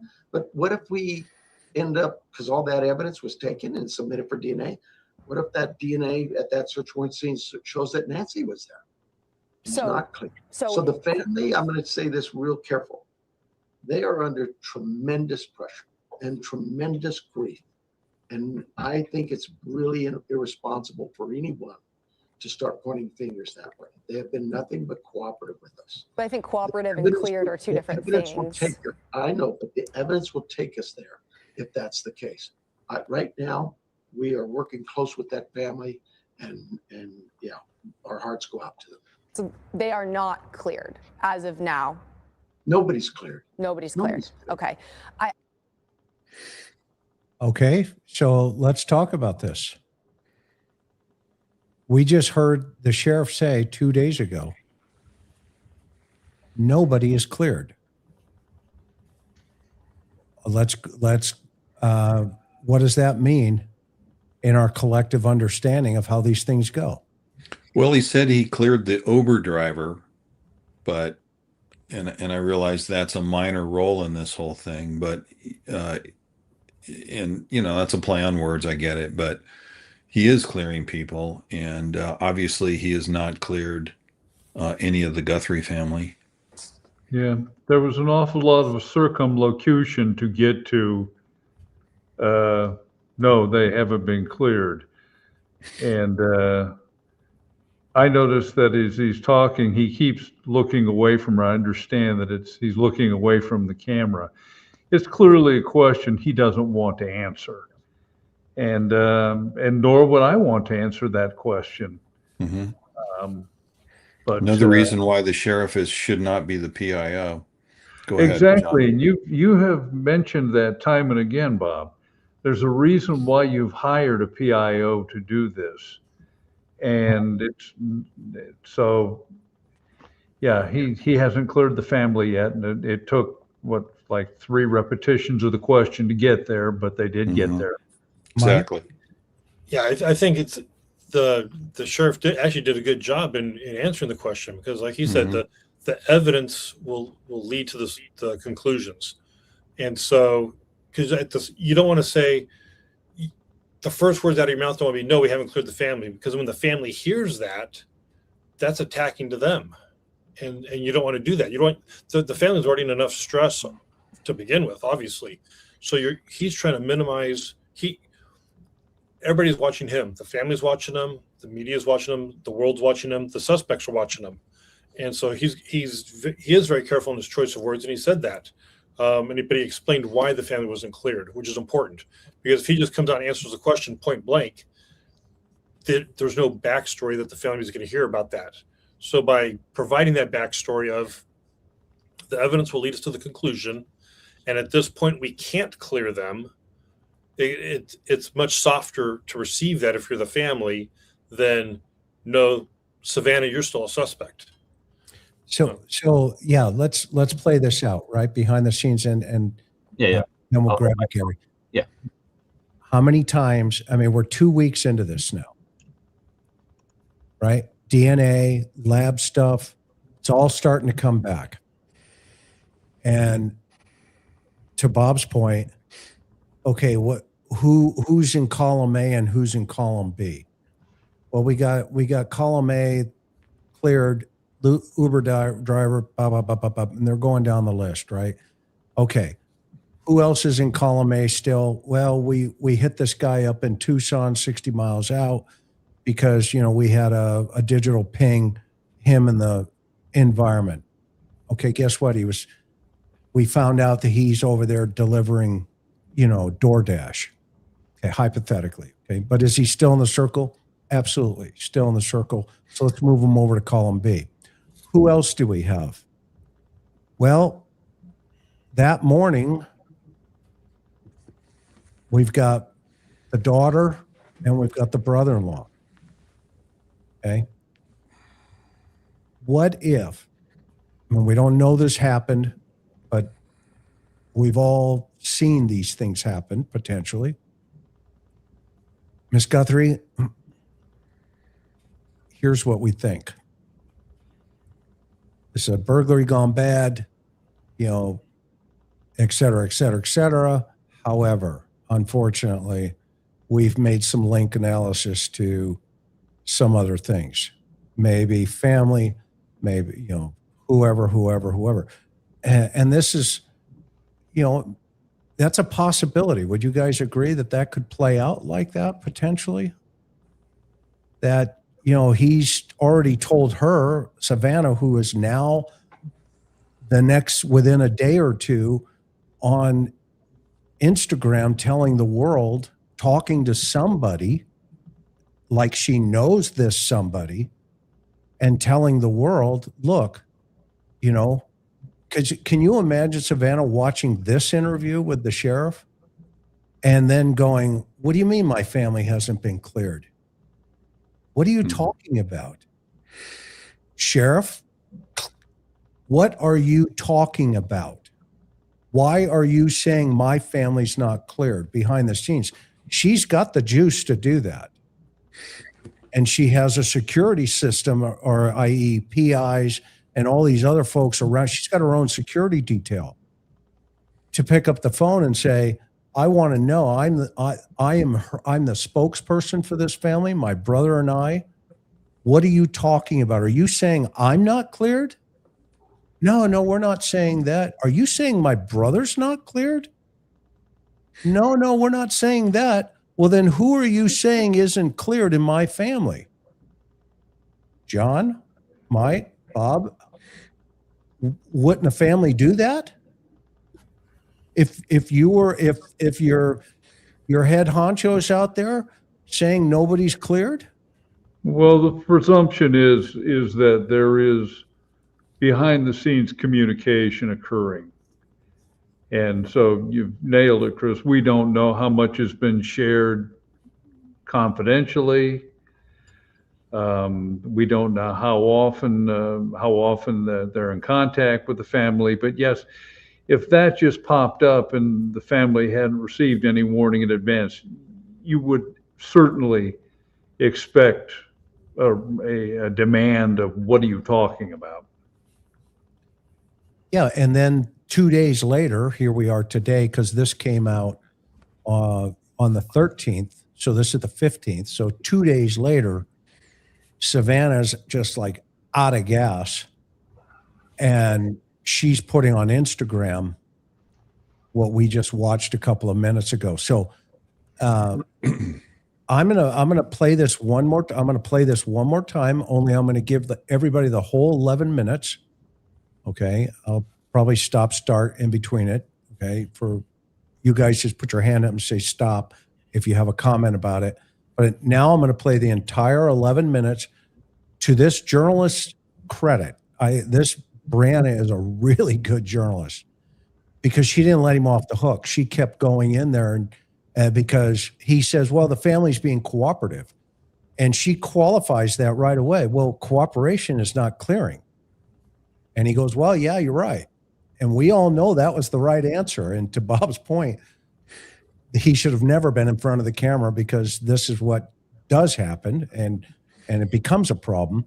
So let's hear the entire interview, and also the chat. You guys tell us what you think. And thank you all for being here. There's 26,000 people here right now. If you can hit the thumbs up, we would really appreciate that. It helps the algorithm. And then if you can hit Mike's website down, or his YouTube channel down there at the same time, and go buy Gary and John's books at some point. Thank you for being here. But let's listen to this in its totality here. And this doesn't mean anything. I just stopped it here. So just because he has his eyes closed, let's not read into that. Okay, here we go. I'm going to ask you just a slew of different questions within the case, starting with, have you been able to clear any of the Guthrie family members? Okay, I will point out one thing because we've all interviewed suspects before. Notice he scratched his face and he covered his mouth almost right away. In our training, that's signs of deception, right from the get-go. Garlic blocking of the mouth. Yeah, nothing to see here. Okay, I mean, he was immediately face scratch, covered his mouth right from the get-go. So he is, now this is a true picture. He's a deer caught in the headlights because he doesn't know what's coming. Well, I put it like this. Everybody, particularly the Guthrie family, but everybody has been very cooperative with us. We've done a number of interviews and investigations and taken DNA swabs from a number of different people. They've all cooperated with us. And we look at what their stories are and we go, okay, the Rio Rico case, perfect example. That young man, we got our search warrant, went search his house, and he talked to us. We thought, okay, makes sense. And we left. But is he clear? Well, no, we don't know that. We don't think there was anything else to get from him at that time. But what if we end up, because all that evidence was taken and submitted for DNA, what if that DNA at that search warrant scene shows that Nancy was there? It's not clear. So the family, I'm going to say this real careful. They are under tremendous pressure and tremendous grief. And I think it's really irresponsible for anyone to start pointing fingers that way. Very interesting choice of words. The family is under tremendous pressure, tremendous grief. Is he talking to somebody in the family, building the pressure up? He's trying to make the reporter feel guilty for asking the question. Yeah, great point. Yeah, great point as well, Bob. Yeah. They have been nothing but cooperative with us. But I think cooperative and cleared are two different things. I know, but the evidence will take us there if that's the case. Right now, we are working close with that family, and yeah, our hearts go out to them. So they are not cleared as of now. Nobody's cleared. Nobody's cleared. Okay. So, Chris, the comment I was going to make a little while ago was this. Part of the problem is that if I understood what the sheriff is saying correctly, he was basically saying, like, what happens if, it turns out that DNA points to somebody? That's why we can't clear anybody. Whatever.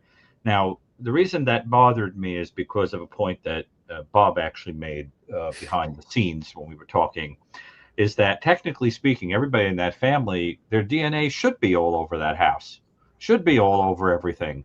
So why is it then that you would be concerned that you would clear somebody and DNA would suddenly be present in the crime scene? I mean, shouldn't it be all over the crime scene? So it seems like an illogicality to make that statement, right? Unless there's a separate place where you think some operations went on that people wouldn't normally be, and that somebody's DNA might turn up there. Like, you see what I'm saying? Like on a body or some other place. But that bothered me because, I mean, maybe I'm wrong, but like, no, you're right.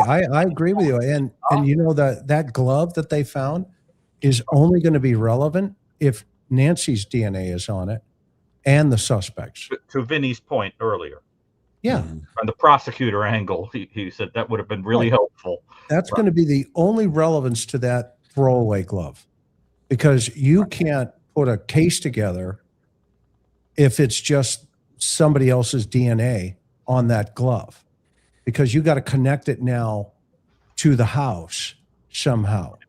Okay. And if you don't have that DNA in the house, okay, it still doesn't mean that individual took her out. And if it's, somebody else's, yeah, you've got that's another link to the block or to the puzzle or another puzzle piece. But listen to his verbiage here real carefully. We are working close with that family. We're not, he's not saying we're working close with the Guthries. He has compartmentalized the family. And he says, we are working close with that family.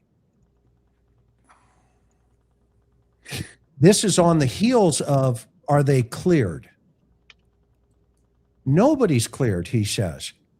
We are working close with that family. Let's listen again. And yeah, our hearts go out to them. So they are not cleared as of now. Nobody's cleared. Nobody's cleared. Okay. I know there's still a lot of investigative efforts going on at Nancy Guthrie's home at. Just real careful. They are under tremendous pressure and tremendous grief. And I think it's really irresponsible for anyone to start pointing fingers that way. They have been nothing but cooperative with us. But I think cooperative and cleared are two different things. I know, but the evidence will take us there if that's the case. Right now, we are working close with that family, and yeah, our hearts go out to them. So they are not clear. Right there. We're working close with that family. And then even she's like, wait a minute, the math isn't mathing here. And she follows right up and hits him right between the eyes. As of now. Nobody's cleared. Nobody's cleared. Okay.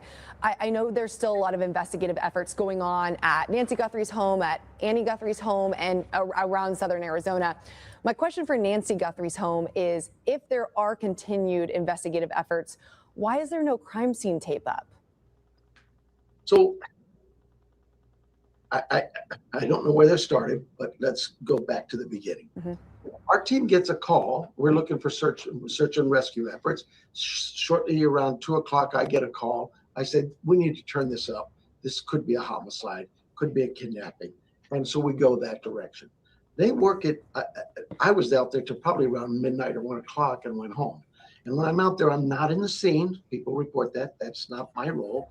I'm there to ask, what do you need? What does my team need to get? What resources can we get to accomplish? And we move on. They were out there probably till 7, 8 o'clock that morning. That's a Monday morning. I now start getting calls and I field all the media, but I realize that the national media is getting involved, and it's like I'm there on the phone in front of cameras like this from 9 a.m. to 9 p.m. I can't do that all day and still get this job done. And I think we tried to have a press conference the next morning.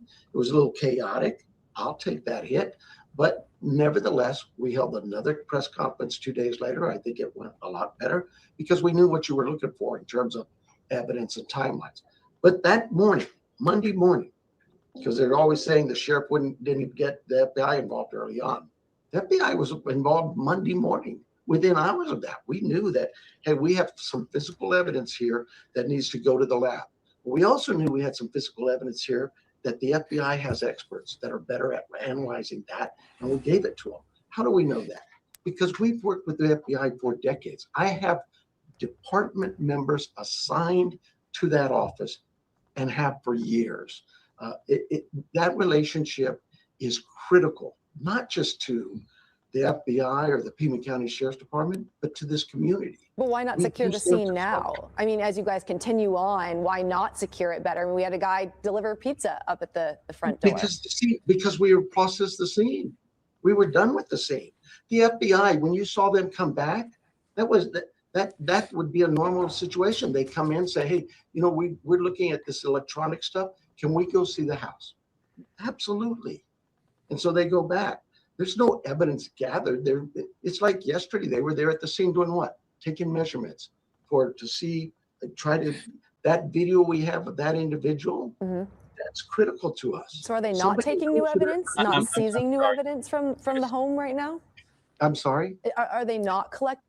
Chris, I'm sorry. So for this part really had me thinking when I heard it. Just 2 days ago. Yeah, that part really happened. So I want to ask you, those of you, you all have a lot of experience with homicide scenes and everything. Is it true that when you're done processing the scene, there'd be no tape up and it's a free for all? Anybody could get in there. I mean, I'm just curious because when I heard that, I thought to myself, maybe I'm living in a fantasy land, but I don't think that would be the case. Am I wrong? I mean, that it is. No, you're not. Oh, okay. You're not wrong at all, Gary. Oh. So I have never seen a abduction, homicide scene like this, any high profile case at all, where you have to go back 4 and 5 times to search the scene. We said early on, I believe we said as a group, we all chimed in about the same time as with respect to the scene and how it was released way too soon. When you have that search warrant, you hold that scene for as long as you can, as long as you need to. And if the sheriff knew that the FBI was involved in the case by 9 o'clock Monday morning, why are they releasing the scene? What, that afternoon? When did they release it? Monday afternoon, I think. Somebody correct me if I'm wrong, but somewhere in there, when I heard in the media that they had released that scene already, I just kind of rolled my eyes and questioned, what on earth are they doing? It seems ridiculous to me. So something that significant with this mystery and possibly a murder mystery here, why in the heck aren't they keeping that scene? The sheriff just said he knew that it was a high profile person and that the media was already involved in this. The national media was involved in it. They know they're going to have cameras out front. Why are you allowing reporters to walk up onto the front porch on, what was it, Tuesday or Wednesday of that week to photograph it? They didn't take the doormat in the front. I mean, there's all sorts of things we can criticize them for. So, but my main point though, Gary, is this is totally abnormal. I have never seen a homicide or abduction scene or any major crime scene handled the way that this one has been handled. So then theoretically, it could have been vulnerable to somebody slipping in there, leaving something, taking something, Absolutely. Right. Absolute. Yep. Right. Especially Go ahead, John. where staging is on it's just interesting. Anyway, go ahead, please. And I'm going to say that out of all the murders that I either investigated or supervised the detectives, never once did we have to return to the scene. Mm-hmm. Now, part of that might have been attributable to the fact that we worked so many homicides that we had almost a mental muscle memory. We knew what we needed.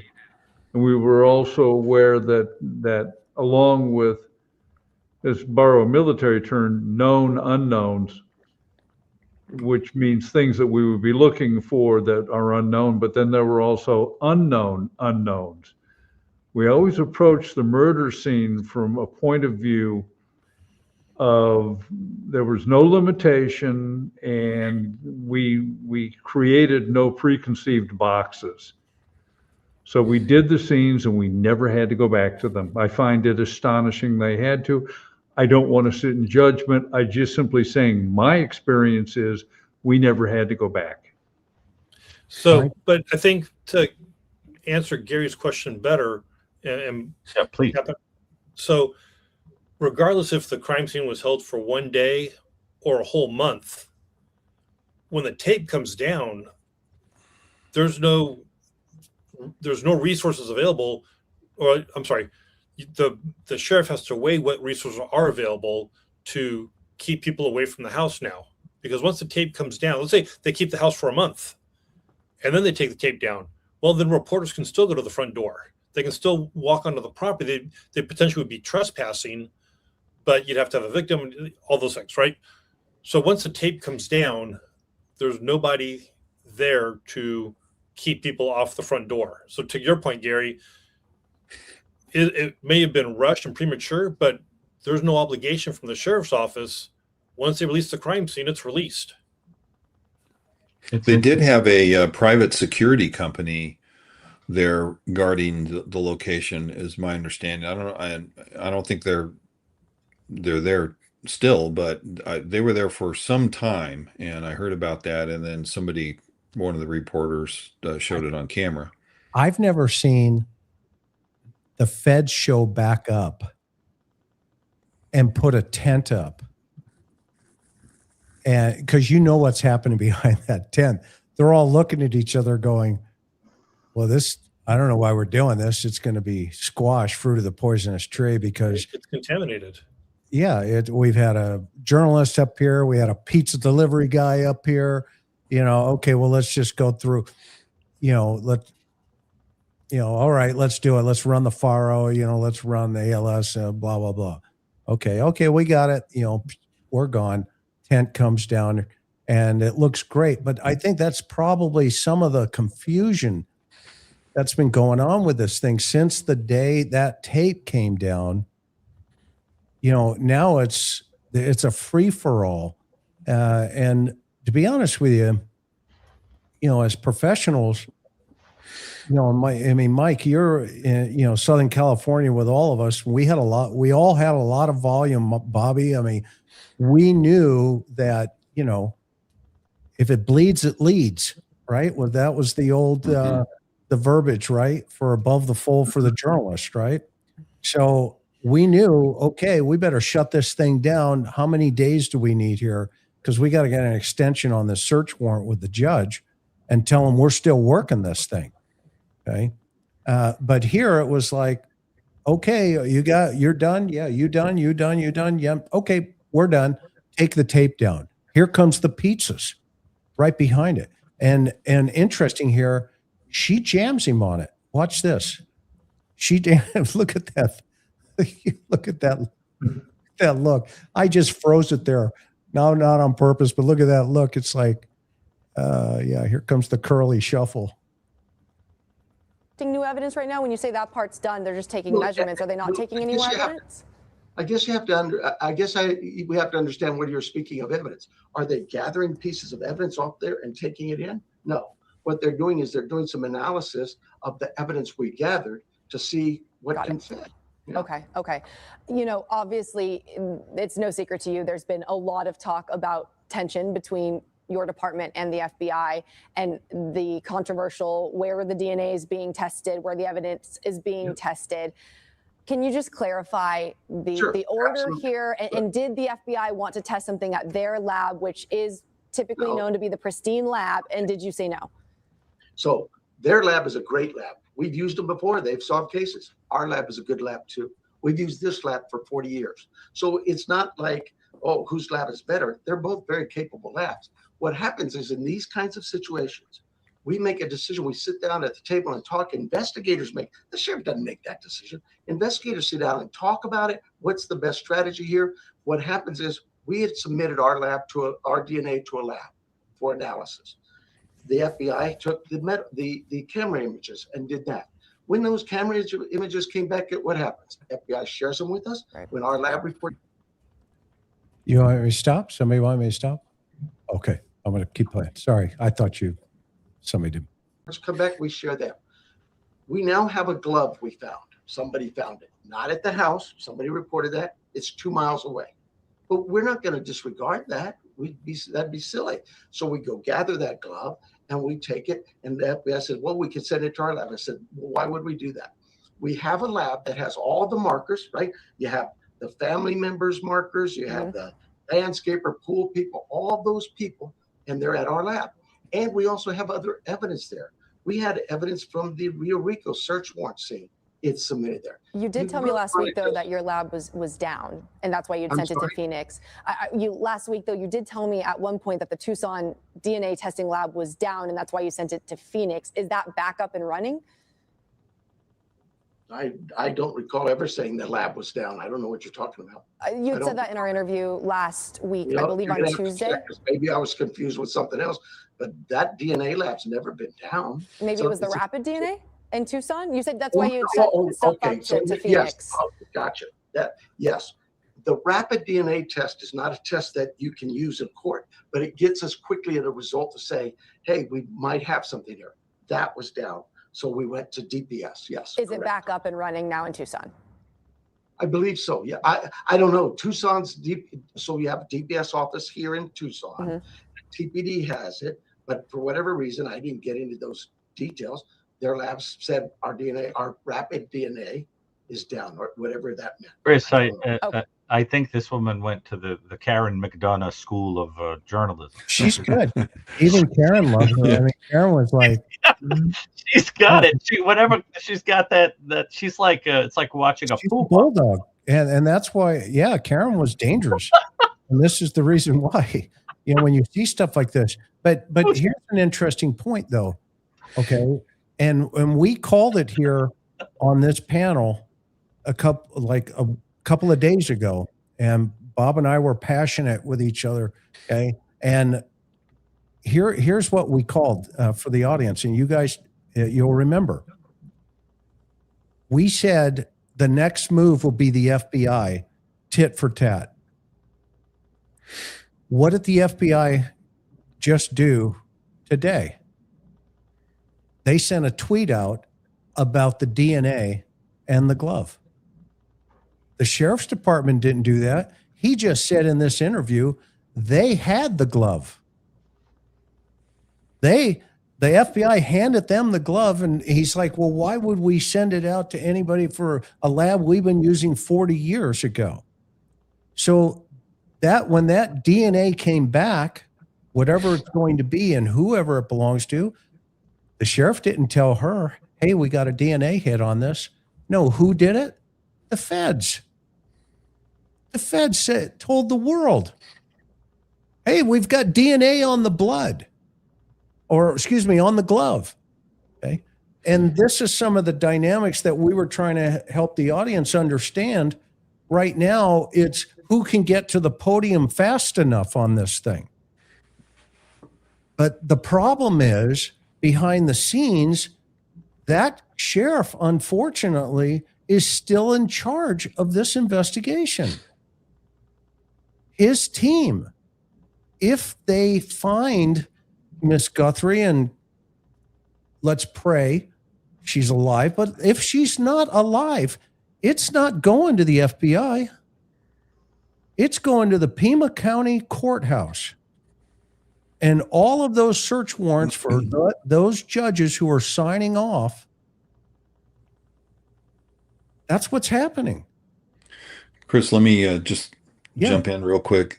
So one thing I was going to bring up maybe a little later, but it's pertinent now. So the last couple of days, the sheriff has been on a rehabilitation tour in the media, and he knows he's taken some hits, so he's trying to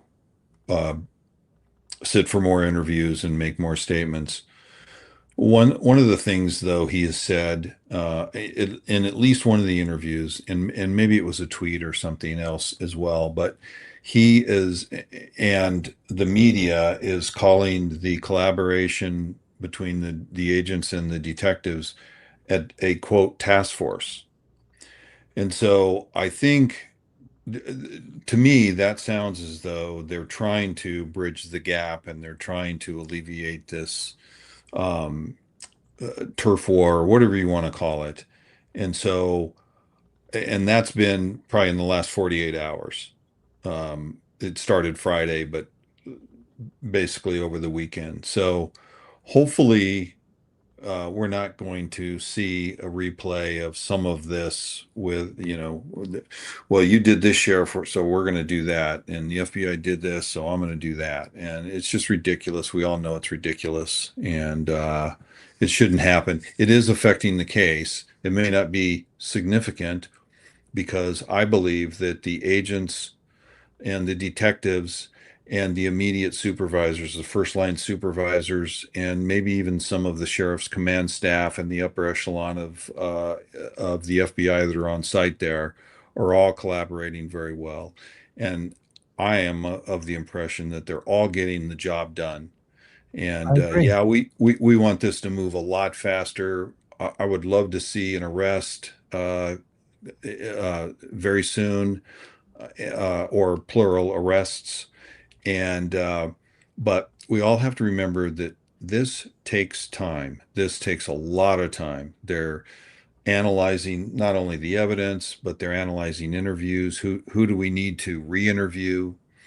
They are vetting the tips that they're getting, and I can only imagine the number of tips that they're getting. There are FBI analysts, civilian FBI analysts on scene that are going through a lot of these tips and some of the evidence, etc., and they're giving advice to the task force. So I do believe that they're making significant progress despite whatever the turf war is or whatever the angst is between the sheriff and the FBI. So that's just my thought. And maybe some of you feel differently about it, but I do believe that that's happening. I don't know how contrite the sheriff might be, even if he needs to be. I don't know. I don't know who's at fault here. I've said several times, I don't think he should be the PIO. Okay, that's just my opinion. Yeah, well, But we all agree, Bobby, with that. yeah, but rest assured, I'm confident, just based on some of the progress that they're making, some of the things that the media is pointing out about these agents and detectives rolling out, even the SWAT team, the bomb squad, etc. These a plane up in the air Friday night doing surveillance on that home that they served the search warrant at, and that the plane is a sheriff's plane, and the search warrant on Friday night was a federal search warrant that was authored by the FBI, is my understanding. So they're all working together, at least on the ground, and that's what we all would expect from the line agents, detectives, first line supervisors, etc. So if anyone is questioning No, that's a great if they're point. not making progress, I believe that they are making significant progress, and for the reason I just outlined. That is a super great point. But here's the problem in crossover with what you just said. The search warrants the FBI is getting are in the federal courts. The search warrants Pima County Sheriff's Office is getting is in the state superior courts. You can't have, it's going to be either or in the end. Okay. Either the sheriff's guys are going to go to the federal courts and testify, or the FBI guys are going to go to the state courts and testify. Okay.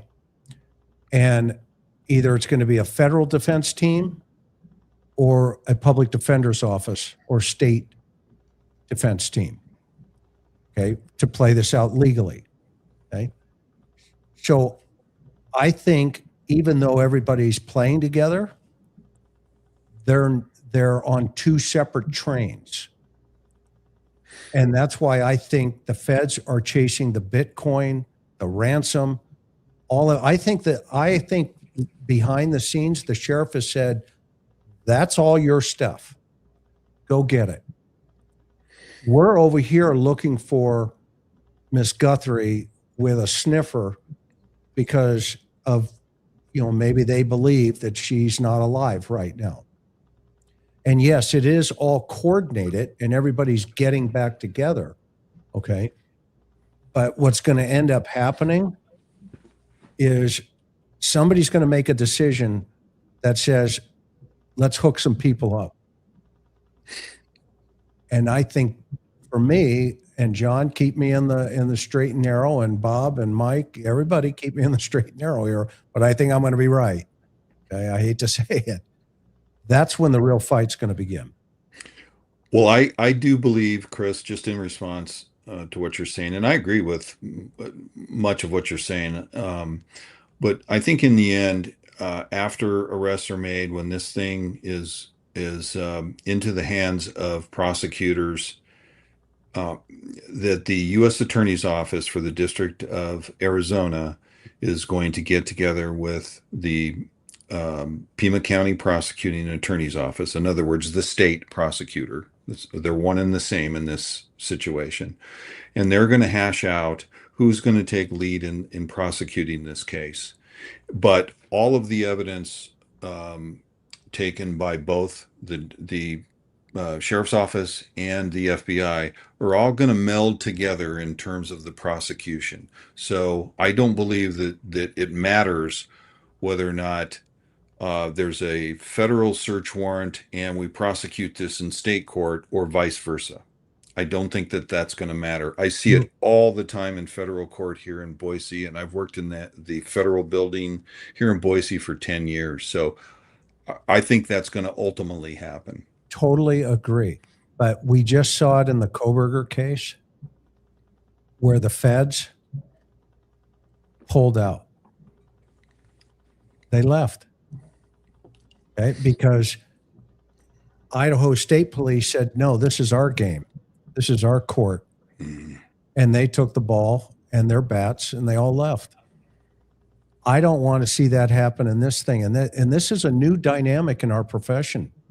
And I think we have to be honest to the world about this stuff, because it's more, there's so many egos, instantaneously coming through the door that we're forgetting why we got in this profession in the beginning. And it's turning more into, how many tweets, how many 15-second spots can we get? And more than anybody, and we all know here, once you give the FBI information, and I've said this a million times because I've worked hundreds of murders, it hits the black hole, man. It can. Yeah, I totally agree with that. It doesn't come back to you. So investigators get to a place where they go, well, I don't want them involved. And I think that's some of the sheriff's frustration. And am I wrong? Are you guys, anybody disagree with me? It's okay. I mean, am I wrong, Mike? You've run the terrorism task force. Yeah, no, you're spot on. Everything you said is accurate. And the public doesn't know this. Right. They're seeing. Well, that's why we're talking about it, right? To just keep Right. your audience up. But really, for the first time, because information is so dynamic so quickly today in the world that it just comes out like this. Every 10 seconds, you get a new tweet. Okay. Well, now, and Karen made an interesting observation. She said, you realize the story has shifted to the arguments going on between the sheriff and the FBI. Okay. And this reporter is a perfect example to point it out, saying, so what's going on with you guys? And the sheriff is going, well, we get together and we're all playing on the same team. Meanwhile, 2 days, within 2 hours, the FBI sends a tweet out saying, oh, we got the glove and here's the DNA, i.e., look what we've done. Okay, we got you on this one. Okay? And I think that the public doesn't understand why that happens, and that's the confusion that takes place today in the dynamics of what we have going in social media and et cetera. We have to do a better job at this, I think, in the arena. Go ahead, Bobby. Let me just jump in and kind of to your point. And I'm not capitulating to you, just so you understand. But I love you. Yeah. I'm kind of kidding with you a little bit. But so the U.S. Attorney's Office, they don't prosecute, and I realize this is not a murder yet, but this very likely could turn into a murder. They don't normally prosecute murders unless there's a homicide that occurs in a national park or some other federal reservation or a Native American reservation, etc. FBI, even though they investigate homicides in those venues that I just mentioned, they don't investigate a lot of homicides. And we pointed this out the other night. Yeah, the local police, sheriffs do, in my opinion, a fantastic job. And it's not to say the FBI does a terrible job. It's just that the locals really are more experienced in investigation and prosecuting in most venues, not all, but some venues, murder cases. Now, we didn't necessarily see that in Idaho, in my opinion. And I'm an Idaho resident, so Yeah. it was, I'm not overly criticizing Idaho, the prosecutors there, but um, anyway, so it's important to point out that, and so I think rather the state, and I'm sure the Pima County prosecutors are very well experienced in prosecuting murders or abductions or whatever this turns into versus going federal. And it would not surprise me one bit if this just stays a state case all the way down. I've heard nothing from the Attorney General's office wanting to take the case. I know there's a lot of hot air coming out of some of the press people and some of the talking heads on these other channels and networks talking about how the feds ought to take it over. But as you rightly pointed out, it is the sheriff's case, and it will remain his case until he decides, if he decides to give it up. Yeah. And so I don't see any of that becoming a huge issue. I do believe that as I said, I'll reiterate, the Attorney General's office, or I'm sorry, the U.S. Attorney's Office and the Pima County prosecutors will get their heads together and they will figure out who's going to handle this and who's best to handle this. Sometimes there are federal charges. We don't even know what the charges are going to be. So sometimes there are federal charges that are much more applicable to a particular scenario. And this case could fall into that. But right now I see it staying a state case.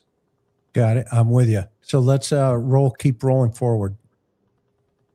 We just wanted some rapid DNA done, and so we sent it to DPS. That makes sense. Important investigative tool DPS to at least is have on Department that Yeah, front yeah, end. that's, yeah, I'm sorry. When I think of DNA at labs, I'm thinking our lab, FBI lab, those kinds of crime labs. That, yeah, understand. That makes sense. I want to ask you a little bit about the press conferences. So I know PCSD has said multiple times you will hold a press briefing if there is a significant development. We've had this surveillance video come out that was huge. We've had somebody detained and released. So what does your department consider a significant development to address the media? You know, we discuss all of this, and it is a discussion with our team, the FBI, and talk about it. You know, if you go back to those press conferences, you'll recall who's standing next to me. The FBI. Oh, the FBI. They were a part of this. We still are a part of this. Nobody gets to say we're doing this or we're doing that. It is we collectively sit down. The SWAT team used at the home in Rio Rico. Who was that going to be? We talked about it. FBI had that. So ransom notes. Who should handle ransom notes? FBI, you're great at that stuff. Give it to them. But that's the kind of process. I don't think what I've spent time talking to you about was probably 10 times as long as it talked to the FBI about, hey, let's send this to your lab or my lab. It's just, that was just crazy. And that's what got me out here. I know you guys want information, and we want you to have the information. That camera, the video that you see, that individual, people say, oh, we had it for days. We held that for less than 2 hours. We got it and said, we need this out there. And so you get it, you had some work to do to put it together because it's pretty fresh. So we sent it out because we know that's vital. It's generated more leads than anything else we can imagine. I would imagine. I mean, it was a last key. question. It was key evidence there. Okay, I'm going to ask you one more thing then. Based on where we are now, that man was detained and then released. You said he's not clear, but he definitely is not still in custody. Are we any closer to having charges for the person who abducted Nancy Guthrie? And are we any closer to finding her? I think we're closer. Yes, absolutely. Every lead counts. That we had, just going back a couple of days, we had 18,000 calls. FBI had 14, 15,000. That's 30 some thousand calls. I have 400 cops, feds, state, local, all over the state, people volunteering. I would be crazy to say, no, I don't want your help. That's what's crazy about this with the FBI. So should we expect an arrest soon or charges soon? Well, I would hope so, but I can't say that. What I would tell you is look, all 400 cops out there. Everybody's working hard. The community is working hard. We want Nancy home. That's the key. Does it happen in an hour? Does it happen in a day, a week, a month, a year? I don't know, but I know this. We're not going to quit. We're never going to give up. My very last question on that, just from based on what you said, is this still a rescue mission, or have you shifted into somewhat of a recovery mission? Where does that stand today? Every time we go out, we're looking to rescue somebody. And it still stands as that. You still believe that Nancy could be alive? I believe she is. Why would I not? The family believes it. I believe it. There's nothing to indicate she's not. So I'm not going to go there. Thank you so much. I appreciate your time. Thank you to your department for doing this Sorry interview. for cutting you short, but yeah, thank you. Appreciate it. Thank you, guys. Bye. Okay, so if you have not hit her Twitter feed, her name is Brianna Whitney, and she's a true crime correspondent with CBS 5 Arizona Family. She's an outstanding journalist, old school journalist who actually does their job. And So- as you can see there, go ahead, Bobby. Yeah, there was you guys all heard him in the background. There was a proctor there in the sheriff's office. So he did have probably a It was PIO or man. somebody there He's telling like, him, we're cutting him off. So yeah, you're on a short plank here, and they're poking him with the sword. He's about ready to go off. And but what did you think of that overall, guys? John, what was your takeaway on that overall? He doesn't have a lot of hard information to release. Now, that doesn't mean it doesn't exist, but he doesn't have much to say. So the semantic thrust of that 11 minutes was the FBI and my agency are working real hard together, and there are no problems, and we're working as one well-oiled, harmonious machine.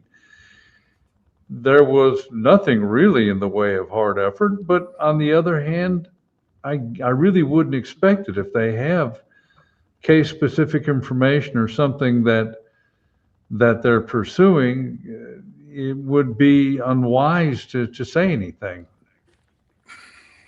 Yeah, Mike, you're quiet up there. Yeah, no, he said everything I would expect him to say. On the front, it's going to be, we're working together, kumbaya, we're a task force, we're sharing information. But then if you've been in the business and you know what happens behind the scenes, there could be some hard feelings between him and the Bureau.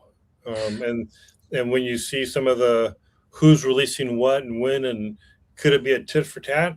Yeah, absolutely. You can see those things. And that's, but I think for his interview, he answered the questions correctly. He did explain at least his point of view on a lot of things, why he chose the lab, why he's making various decisions, and give some of that background that people may not know off the top of their head. So I thought he did a good job in answering the questions. Yeah, and I would have expected, that there would have been a press release sent out. Everybody, is going to meet at the podium. The PIO is going to run it. Maybe a lieutenant or a sergeant's going to be at the podium with the ASAC, right? Not the SAC. The ASAC, right? The number 2 or whatever it's going to be. And everybody's going to be at the podium, and they're going to say, because I'm just going to do this real time, just like real life, which we always did. The reason we've called the press conference here today is to advise the public we have identified a backpack that we believe the suspect was wearing. And here it is. Okay. Blah, blah, blah, blah, blah. Frank, do you have anything to say? Yeah, I'm Frank Johnson from Phoenix FBI office. Our blah, blah, blah. We came up with this. Okay, thank you very much. Okay, we'll take a couple of quick questions to give you a little bit update on where this case stands. Yes, Brianna, what do you have to say? Boom, boom, boom. Yes, no, we don't have the information to that right now. We'll circle back with you when we get that information. Yes, you're next. and you go down the lane. Okay. You know what we saw? Tweets. We saw a Twitter feed that the backpack has been identified. Okay. Now that's one way of doing it. Okay. But now you get inside source. Yeah, I saw that it's a burglary gone wrong. Okay. I'm not buying that one yet personally, because now that burglar has, a 130-pound bag of concrete that he has to get out of the house. And so that means he decided to raise his risk and take Miss Guthrie out of the house. Go, John. Well, the other thing is this, and we've all worked what in Southern California are known as hot prowl burglaries. And I've never seen a hot prowl burglar who was dressed up in a ski mask, carrying a knapsack full of stuff. You wouldn't wear a ski mask if you were doing a hot prowl burglary for one simple reason. The burglar who enters the home needs his ears to know if he's been detected. So it's in the desert, he's wearing a ski mask, and he's limited his ability to know whether he's awakened the residents of the home. Never seen a hot prowl burglar do that. And if he's there to burglarize the house, why does he have a knapsack full of stuff? It would occur to me that he might want an empty knapsack to carry stuff away. So I don't mean to sound scornful, but I would say that in my experience, I'm certainly also yours, Chris, Mike's, and Bob's, the nighttime overnight burglars are not, they don't look like that. I agree. Yeah.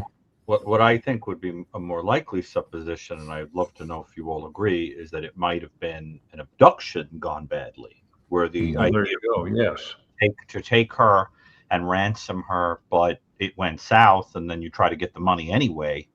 That kind of thing is a possibility that I think they have to consider, because there's a great deal of effort made, but at the same time, the argument could be made that there was no abduction, that this was a homicide for some reason, and the goal was to eliminate her, and the money comes that way. And so I think right now the jury is out in terms of what went on here, but the idea of a burglary is ridiculous, even simply because nothing was stolen. When you go into a house to rob it, you take something. You take her watch, you take her wallet, you take all the things that he left behind. And jewelry. And especially if it's a heroin addict chasing the needle at 2 o'clock in the morning, Right. He's half stoned, or at least under the influence, right? In California, it's 11,550 is the H&S code, so all of us are very familiar with people that do that kind of stuff. Unfortunately, a lot. And you'll notice even in Pima County, you notice all the burglary ring camera stuff that's popping up. All these guys at 2 a.m. walking around and checking the car doors. Not one of them has a mask on. Not one. Okay. In those ring burglaries that everybody is posting online. Hey, this is a guy. Even the guy that they thought looked like the guy. Okay. And he's reaching over with the 2 backpacks, to John's point, because he's out, shopping. Okay. And, even that guy doesn't have a mask on, and everybody's like, that's the guy. I think if we stay clear here in terms of what's happening, there are 2 simultaneous investigations going on in our, you guys tell me if you disagree. So I'm going to just kind of speak collectively for a second in what's going on here. You have the abduction of Nancy Guthrie. Possibly it could turn into something more problematic, like a homicide. Okay. That's going on. The sheriff's department is running that investigation. And behind the scenes, you have a case agent with Pima County Sheriff's Office and you have an FBI agent running parallel with that guy to help and assist for evidence, technical stuff in terms of toys, resources, etc. Those two guys are walking into the task force building in the conference room where everybody's sitting, and they're saying, okay, this is what we have. We have a flock camera that's come up with this license plate. All right, we need to throw some resources on this and try to identify who this person is. Okay, and somebody lickety split ran to a computer and, not rocket science, said, hey, Sarge, check this out. And the case agent and the FBI guy go, whoa. Okay. And once they get something like this, they say, okay, you know, we need to get the auto guys in here. We need to chase this down. Okay. And, or they need to get the feds who are, you know, however they were going to do the link. Okay. And they need to chase this down. I would submit to you, and I haven't heard anybody disagree yet, so I think I'm on track here. I would submit to you, they said, you guys find me this vehicle. Go for it. And that's why they started chasing this thing. That's why the FBI, to keep the proper chain of custody, started photographing it. That's why they put the evidence tape on it. Okay. And that may be connected to other things. One of the things we've just been, you know, kind of brainstorming here was they would have the technology to say, hey, this car's got a jammer in it. Okay. Let's hold the tarp up and not let anybody see what's going on inside of this car. And let's photograph it before we pull it out. Because if there was a body in there, Pima County Sheriff's Office would have shown up and said, is that our body? That's our car now. Okay. Let's tow it to the ME's office. Okay. And we'll process it at the ME's office because they won't move her out of that car if that was the case. So that leans me personally, and you guys weigh in here, more towards the ransom side, the Bitcoin side, or anything like that. Or it could be connected to the house, you know, and, you know, they found the car, which could lead back to, you know, this unknown DNA.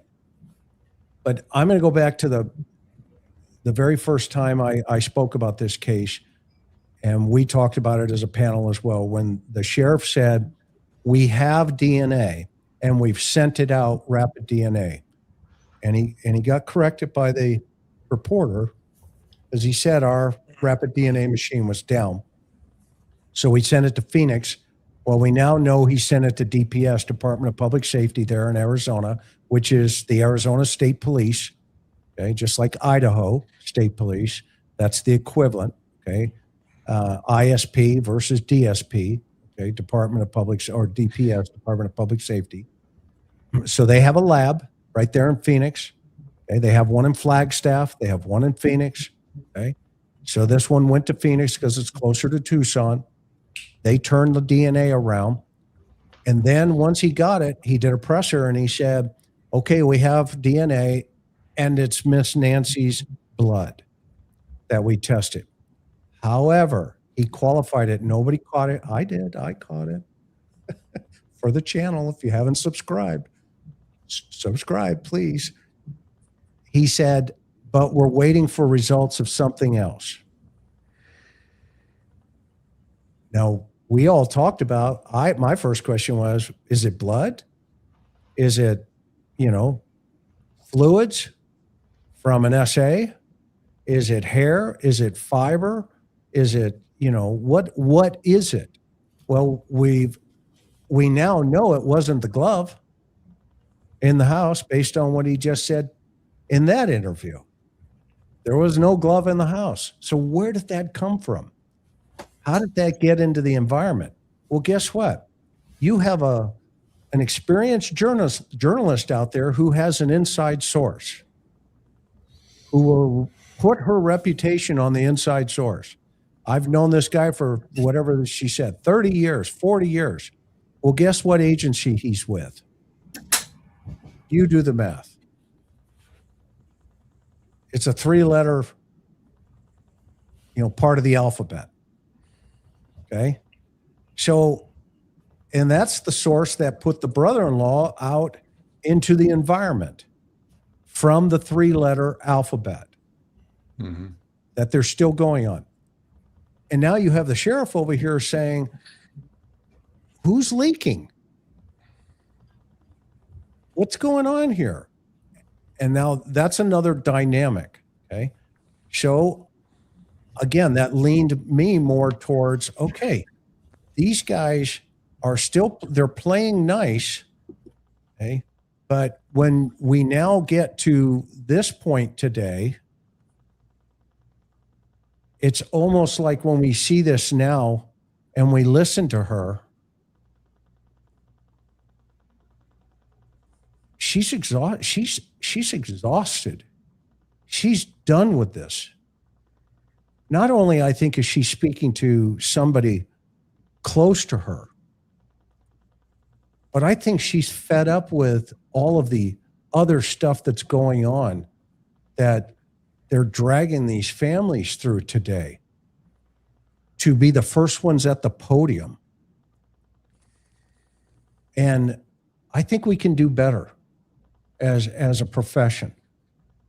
I do, because when we listen to this, and I'm going to play it one more time for our audience, this is what's at stake. Not only is her mother, but she counts too. Savannah counts, and the family.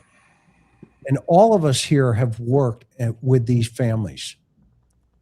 And the guys on the ground, like you, Bobby, I agree with you 1,000%. The guys on the ground are learning and doing and chasing and following the dominoes and the bouncing ball, and they're getting it right. But the guys in the ivory towers, they need to do a better job. They need to do a much better job. I wanted to come on, and it's been 2 weeks since our mom was taken, and I just wanted to come on and say that we still have hope, and we still believe. And I wanted to say to whoever has her or knows where she is, that it's never too late. And you're not lost or alone. And it is never too late to do the right thing. And we are here. And we believe. And we believe in the essential goodness of every human being. And it's never too late.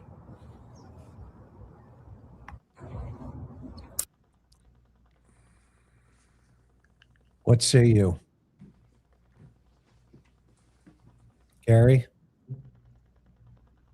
This makes me very sad to listen to it. The humanity of it just comes through, and it's powerful. And what makes me sad is that I would like to believe in the fundamental goodness of all human beings, but my work has proved to me that there are some people who have absolutely no care whatsoever for a human being. And that type of person can abduct an 84-year-old woman who might be screaming or crying or so forth and feel nothing. And so there's a tragedy to it, because I think people who haven't dealt with those kinds of people really believe that everybody's got a little bit of goodness in them. I mean, it's like, imagine a person. Now, I'm not saying that's what happened here, but imagine a person who's at the hands of a serial killer, and they say to the serial killer, look, I know you've got a weapon in your hand and you're about to torture me and everything, but I think there's goodness inside of you. I think that the serial killer would sadistically enjoy it and abuse you anyway. In other words, it's heartbreaking to me to hear it, because I'm listening to it and I'm thinking, it's just so sad to think that you could reason with the kind of person who did this. I don't think you can. I think that whoever did this might enjoy that you're upset, that you look teary-eyed, that you're in pain, that they're getting attention, that everybody out there is scared of them or enjoying this or whatever. And that's why I think under the financial, the part that feels extra is that it seems clear that there's somebody out there kind of gathering all the articles about themselves, or watching all of this, or paying attention to it, or going to, planning to kind of go to some kind of bigger news agency to get attention or whatever. And it feels depressing to try to appeal to the heart of such a person, because I'm not sure that they have one. I don't know what you guys think about that, but I mean, I've dealt with a lot of psychopathic people, and they learn to mimic caring very much about you. But I avoid the kumbaya kind of thing. I'm not saying that's what went on here, but some people feel that way, that everybody's got a little lovey-dovey in them. I'm sorry, but some people don't. It breaks my heart to say it. But what do you guys think? I mean, you've encountered psychopaths, right? I've got to say, when I first came on the job, I would have accepted her idea that everybody has goodness in them. The sort of Abraham Lincoln appealing to their better angels. Right. There is a whole segment of the human race that has no better angels, and I'm sorry if that sounds cynical. I'm sorry if it sounds disdainful toward my fellow creatures, but I've been to too many death scenes. I've seen too many horrible crimes committed by people who actually thoroughly enjoyed what they were doing. They enjoyed hurting people. They enjoyed manipulating them, controlling them. And I mean, wouldn't it be nice to think that that was the case? But I'm sorry, I'm not one of them that believes that. Right. So I mean, let's. Go ahead, Chris. Do you agree with that point? That I mean, even though we might take a spiritual approach, a psychological approach. Listen, I've defended a lot of people that have done terrible things because they've made mistakes, but there is a fragment of the population that is so given over to a kind of psychopathic detachment from empathy and compassion and humanity that the idea of appealing to their better angels feels pitiful. I'm curious if you agree with that. Well, yeah. I mean, but at the same time, you can't put a watermelon through a keyhole. What do you mean? I'm trying to understand the metaphor. The camel through the eye of a needle. Well, we're all complicated, right? That's why you do what you do, right? Okay? And that's why, I mean, the four guys around you, right, are, we've stood over those situations, and then I'm going to wrap it up here in terms of put up some of the questions. We've been in scenarios in the world where, you have to figure out, why did the lion, destroy this carcass? Right. And then we have to not only figure out who the lion is, we have to go talk to that lion. Right. And so it becomes this different way of seeing it versus, what you guys do, right? You guys are more clinical. You get to the lions in the cage. It's almost like going to the zoo. If you want a really great analogy, just go to the zoo in San Diego and go to the gorillas, okay, and the monkey, and the monkey exhibit, where they throw all the crap at you. They throw the poop at you, and it hits the windows, and that's what it's like being a cop. Okay, you go and you look through the window and you see all these wild animals out there, and they throw all their garbage at you. Okay. Why? Because you're looking at them through the window. Okay. And that's an interesting way the world works today. Mm-hmm. It's a really interesting way. And what's interesting about it, you're the zookeeper. You study the gorillas. Wow. Okay. We have to get the gorillas on the other side of the glass before, so you can look at them. And that's a whole different way of the way the world is today. So to answer your question in a very long answer, yeah, I agree with John, but I also think there's a side of humanity that is just super great. Of course. And we get lost. Most people. We get lost. So let's go. Go ahead. I'm jumping a little late and step away for a half second, but to Gary's point, if I understand your question correctly, yeah, the majority of people in the world are good folks. Yes. But like we talked about the other night, there is evil in the world, and we've seen it. But what we've seen, most people haven't seen, and That's so evil's a foreign idea. People being evil is a foreign idea. They can't think that people would want to hurt kids, that they'd want to hurt other adults, that they'd want to do horrendous things to people. We by nature, we can't fathom that because we would never do it ourselves. But I think we do have to acknowledge that most people, in the majority of folks, are fantastic, but evil exists, and as a result, we have why we're here tonight. We've all of us collectively have seen a couple of things in our time where, and I'll just give you a short war story, and then I'm done. And we're going to do the things. We had a case, and Bob, John, you may remember this, a father and a mother with two or three kids. They went out and bought a brand new car. It was a truck, brand new truck at Vista Way and at that dealership, Nissan dealer, I think. Okay. The whole family goes for the event. Okay. They come back. They're driving the truck home. The dad takes the kids. Okay. Are you listening, Gary? Yeah. Okay. Dad takes the kids. Okay, I'm a trained observer. Just remember that. Okay. Mail came. I'm teasing you. Go on. And everybody wants to ride in the truck home. So the dad says, yeah, get in the cab. Mom will follow us in the car. Okay. Well, mom lags back and gets into the right lane at El Camino Real on Mission Avenue. Over the hill comes a guy who 3 or 4 hours earlier had been cited for exhibition of speed and nails the truck at the bottom of the hill. The entire family disintegrated into the compartment of the engine compartment. Phil Tate pulled that caper. Mm-hmm. Okay? Now, all of us who have been in this business for a couple of weekends have to go there and say, why did this happen? This makes no sense. Okay. So that happens in this world.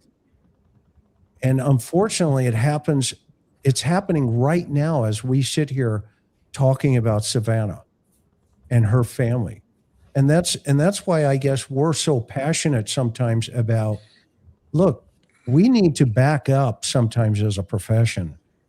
And quite frankly, the world needs to back off of the guys and gals in this profession, because, we're headed towards a collision course sometimes in our society. And the only people who suffer is you start seeing these victims, as these things start going down, and they look like this after 2 weeks. This makes no sense to her. It makes no sense that maybe things are happening behind the scenes. And, she's like, this just needs to stop. Okay. So We got 67 questions. We need to get in, and we've been here 3 hours. And I put in, we want to make sure we're out of here, okay, quickly. So I was going to make a quick point, but I'll hold. Yeah, while you're doing it, Karen, put the, if you wouldn't mind, if you can start putting questions up. Well, all I was going to say is that anybody who's read my writing knows that I'm very interested in crimes that are sort of new, that new evil, right? Things that couldn't happen because the technology didn't exist or the society was not, twisted enough to do it. And I think that the other thing we have to bear in mind is that if you do a Google search, you'll see that there does seem to be a new type of crime, right, which is kidnapping for crypto. And I think that happens in Mexico. It's been happening 3 or 4 or 5 years. For some years, exactly, but only a few. In other words, it's part of this era of new evil. It's a new way of doing things. Right, and I think that part of the reason we might be so befuddled about what went on here is that it doesn't happen very often. So we have to consider the possibility that this was a real attempt at kidnapping for crypto that went haywire. But the general public is not terribly familiar with that crime. I've only got on record less than 10, including an arrest in Arizona days ago with a couple of kids that tried it. But you would agree that guy on the porch can't even figure out how to cover a camera? This is a dope. But I'm saying that Karen, question for the panel: if the FBI footage of NG returning home in 9/4, would they have released it to prove she was home or informed us? Can I jump back, Chris? Yeah, quick answer. Go, Mike. Yeah, that's one of the things that we fall into is that we're owed explanations or we're owed evidence, and the sheriff doesn't owe us anything. So to share that piece of information might be helpful for our conversation. But I don't know if he owes it to us. Okay, great answer. Thank you. Hi, grim idea. She had heart attack. He panics. Can carry 40-minute time to dismember. And oh, good grief! Gloves, bag strip on the way. Man, oh man! Smart bed will tell us everything. Wow. Okay. No matter how much bleach they would need to clean it up, there isn't enough, and they would know if something like that occurred. Would anybody's cell phone via Bluetooth? Thank you, Tusitech. To Nancy's pacemaker, like a search. You'd have to be within 50, 20, 30 feet of it. And by the way, everybody. Thank you for all of your kindness and generosity here. Is it possible the abductor could be someone in the medical profession who is aware of her medical issues, someone versus in caring for her while in their custody, somebody who knows she lives alone? Any thoughts? Possible. It's possible, but my question would be why? They would have to be connected with, there would have to be a larger operation behind it, but it's possible. Yep. Why would someone in the medical profession want for money? Yeah. Well, and why would they want to do a patient? So. Yeah. Kentucky. I think this guy cased a house a few nights before. PIC would know, backpack, no gun, was dark out the night with gun, was full moon, background was lighter. Also perp has cis left side of nose next to eye.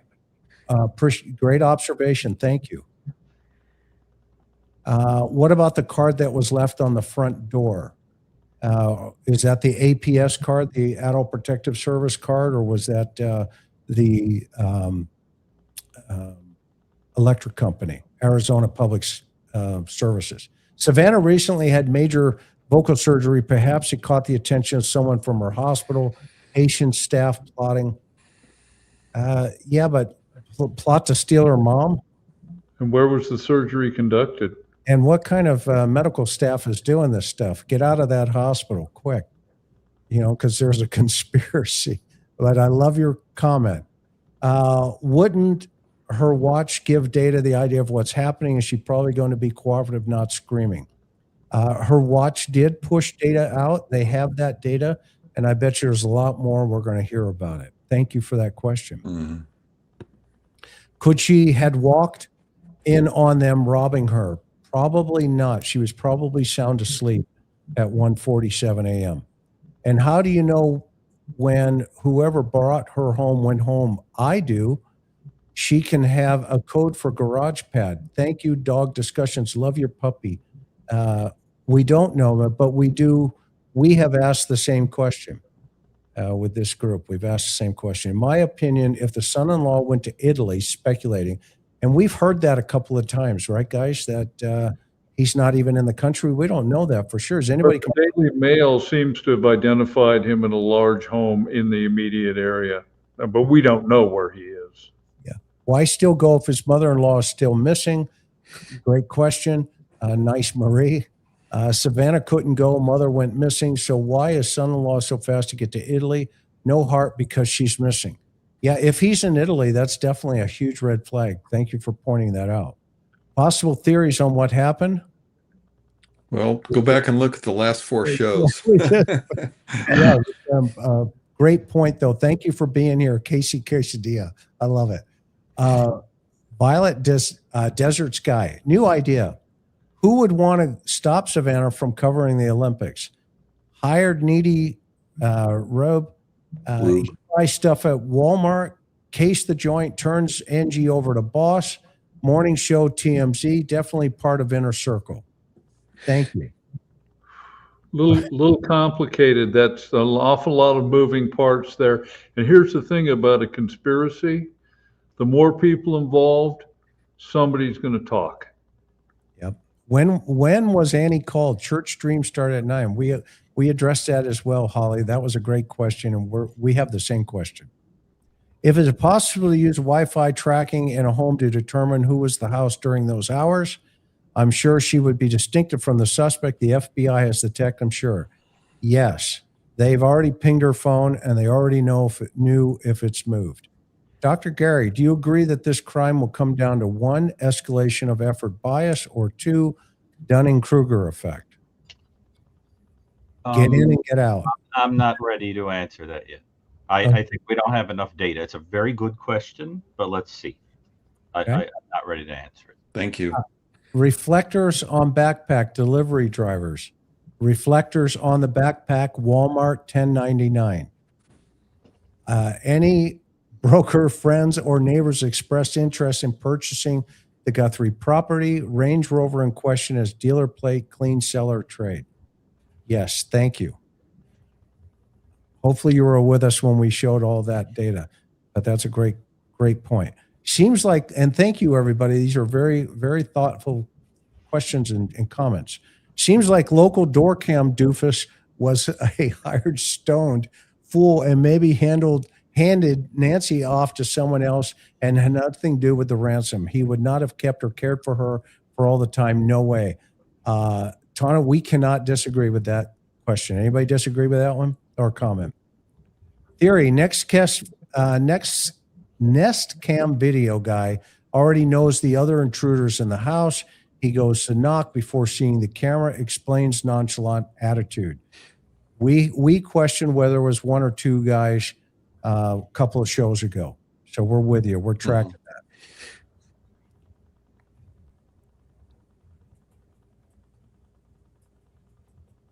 This old nurse, nobody wears a ski mask on the slopes anymore. Find wherever and whoever bought one recently, you have your man. Great point. It may have been Walmart with all the other problems. Great golden retriever there on the picture too. Very cool. I got one laying at my feet. What if he rang bell to speak with Nancy while hiding behind the plants? The plants aren't tall enough.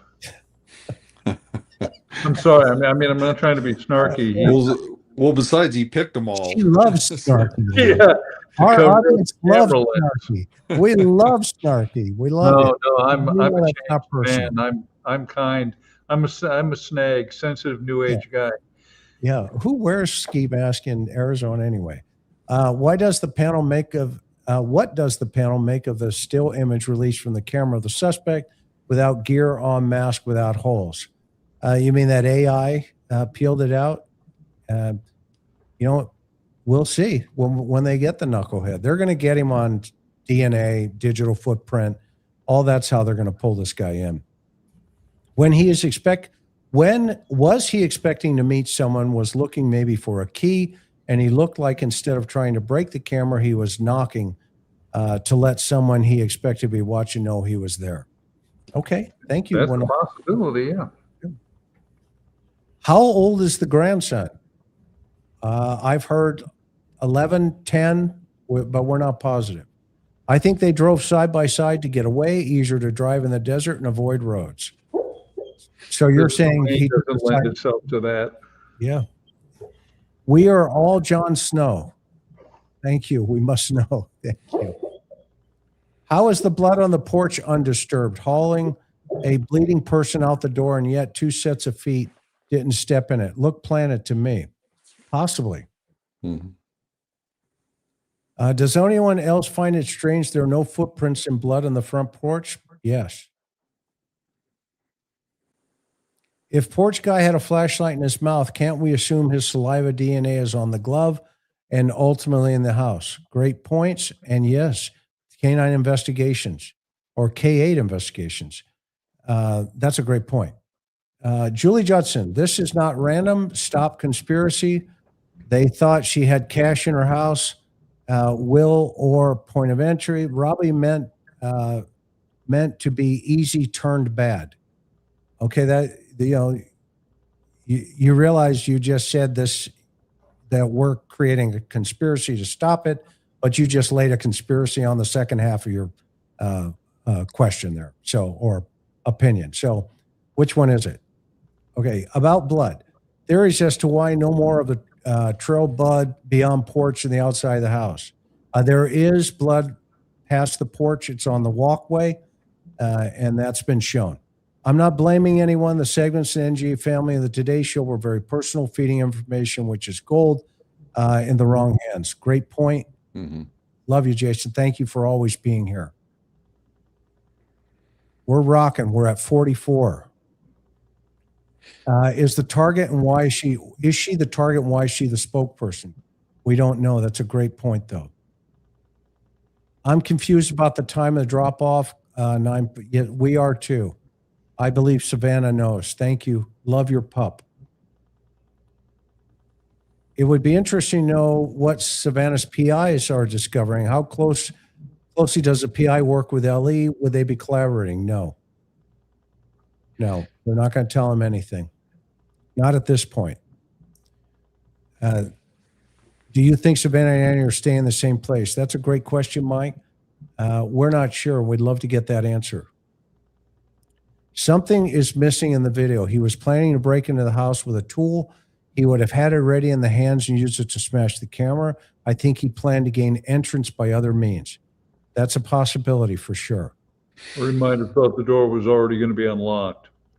Yeah, perhaps her not going to the Olympics was added satisfaction to the mastermind. The family segments on the Say Show were extremely personal. We agree. Mm-hmm. I remember that piece. I kept thinking that's what she's being targeted since she was a local, knew 3 months ago, visiting Tucson. Thank you, Beth Barbara. Savannah, recent surgery was personal as well. Thank you, Jason. Is it possible being in Savannah's segment, it could have made Annie more envious, resentful that she's on the outside of her sister's fame and fortune? Yes, and we've talked about that. It could be sister envy. Bob being bad faith here. The follow-ups returns were related to contamination of the scene. They were camera measurements related. Okay? I don't understand. Yeah. Neither do I. Yeah, We have that a consensus. Yep. Next, should the pool cleaners have been turned away? Yes. Yes. Yes. But by who? if they're not Yeah, if there's crossing, nobody there, then they're not like crossing what we talked about earlier. Yeah, in my Caution opinion, tapes down. It's open for yeah, business. it's open season. He's going to get his 30 days, man. He's getting in there, getting his bill. Yeah, but I would have turned him Like, away still. Let yeah. him contest it. Yep. In my opinion, SG's vid with NG and Sis was directed to Annie. Okay. Appreciate that opinion. Do you think the sheriff released a scene in order to protect someone so they couldn't find anything? No. no. Not in No, this. com- No. no. There is Ellie watching over Nancy's place and private security watching over Annie's house. Okay, good point. That's a solid point. Our blood drips natural. Is it arterial or lesser? No, that blood it was 90 degrees straight down. It hit some other blood pile or blood source, and that's called satellite. And so either she's standing right over it, bleeding, or she's moving and dropping those blood droplets. Who unlocked deadbolt from the outside inside? Was there a deadbolt? Do we know that? There was a deadbolt that we saw in the imagery. door. Yeah. Yeah. Yeah, good point. Why would a stranger take time to lock it on the way out? Too pristine. Should have damaged it entry without a key. Stranger wouldn't care about damage. We concur. We like that. That's a good one. Thank you, Clementon. Ness, why don't they put Bluetooth sniffers on a bunch of drones to locate? Actually, that's a great point. They may have them on Bluetooth or on sniffers. How do they know, though, if they get a hit? Because I think somebody has to monitor that, so you don't know when it's going to ping or not. I think that's the reason why they have not done that already. Good point. The masked guy was there to do the pickup. Something was already inside, hence the pause when he saw the nest and his numbers actions. Okay, Deb, thank you. You all assumed Tommaso brought Nancy home and she was taken from there. What if she never left Annie's? We've said that on the very first night. Mm-hmm. Yep. You go back and watch some of the other shows we did. That was one of our theories right from get-go. I'm glad cities are getting rid of flock cameras. Actually, they're getting more of them. They are unreliable and self-serving, not to NGO, government, private sector colluding. A camera does not take the place of qualified police personnel. We agree. I'm just wondering if her pacemaker data was on her watch and she never came back home with her watch, then maybe we don't have that kind of information. Those are two great points again, Melody. Thank you. And thank you guys behind the scenes putting these things up. We appreciate you. The blood art, the door, no footprinters. Okay, thank you. What do you guys think of the idea? The Nest video guy knows someone else in the house. We can't disagree with that. He's the help. He goes to the knock bang on door before noticing camera. We love it. Yes. You're tracking with us. Next. Killer for content. Book them. Look into the author. Also, could the FBI see if any device is auto-connected to internet at home? Yes. They call that guy the network intrusion guy. You would bring him in. The two, Dr. Gary, have we learned anything new about the perps, two of them, as their demeanor or goals, ultimate goal, other? It's a little bit of a trick question because it appears there's a mixture of people who might be motivated in different ways, and I think that's what's leading to the confusion. I mean, it sounds like we all think there's more than one person involved in this, and we don't understand if they're all motivated the same way. So I think what we've said tonight is pretty much the limit of what we could safely say without getting into bizarre conjecture. I think we've got to leave it where we are. Okay. Amanda, thank you. Why didn't they use a pacemaker detector device via helicopter on day one? That's a great question. We don't know. Well, I don't think they had one. They're not very common, and I think they had to fly one in. Yeah, tragic loss of their dad, now their mom. Who would want to hurt them or this badly? I know the path we choose. Thank you so much for that comment. We agree with you. This is just crazy. Wasn't DNA found in the home? If so, they found all sorts of DNA in the home, but yeah. If so, why haven't they done genetic genealogy with DNA to identify the person? It's probably working now. If it takes some time to do that because There's all kinds of things you need to do behind the scenes, but it's probably working. Would SG's ex be included in the circle of family interviews to determine if there were directly, indirectly involved at all? Yes, he would be. Who is typically looked at initial situations like this? Everybody that had access to that house in a low risk situation. Everyone. I mean, we're right down to the mailman. Bad cue. Sorry. If Nancy and Freezer would pacemaker be detected? Helicopter team. Bad question. Sorry. It's okay. You don't have to apologize. Yes, it's if it's giving out a signal and it's not blocked, that machine will pick it up. What about suspect using ATV? That way, easier to clean, easier to get her in and out. At 2 o'clock in the morning, a razor running through that neighborhood is like saying, hey, yeah, and we're saying that's like saying, hey, we're here. Everybody come outside and look at us. But is it possible? Anything's possible. We'll never discount anything. Thank you, Richard.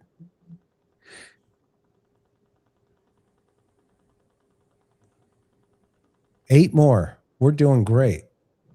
And then we're going to roll into closing thoughts by Dr. Gary. I'm going to give it, because I've cut him off a couple times tonight, because we know once his brain starts going, it's analyzing, and it's like a tornado. It just keeps flowing. And next thing you know, we're in 5 hours, and each one of us will get no sleep tonight, especially the two with the large craniums.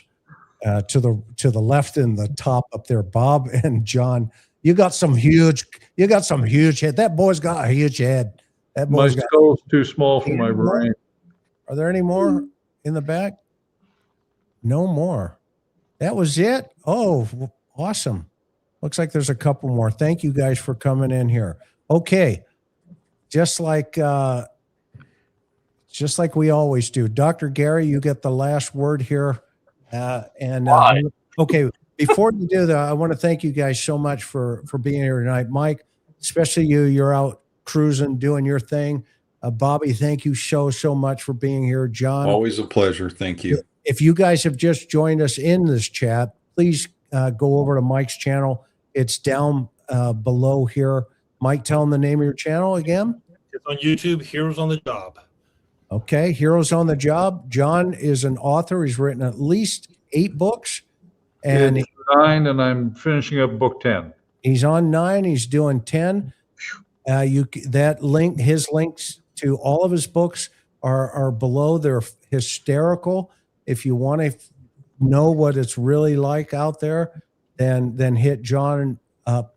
Bob and I are just 2 pretzel boys.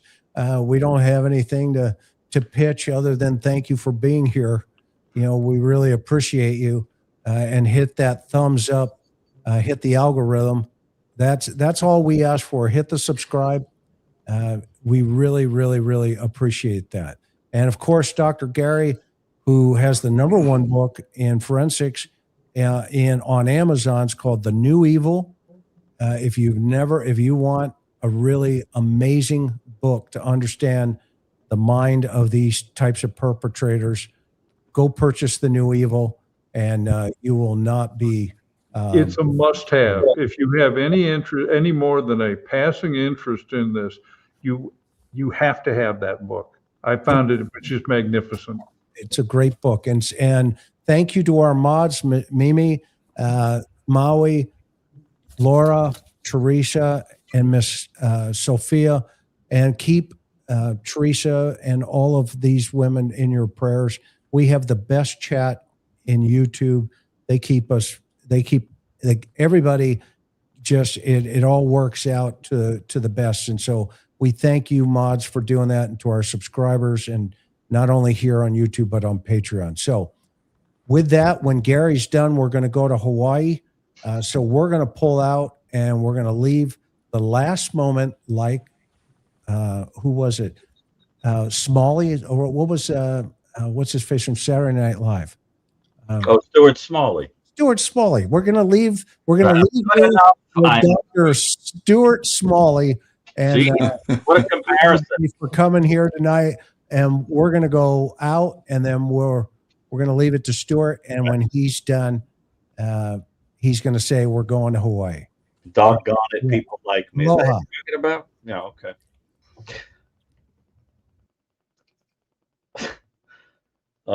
Okay.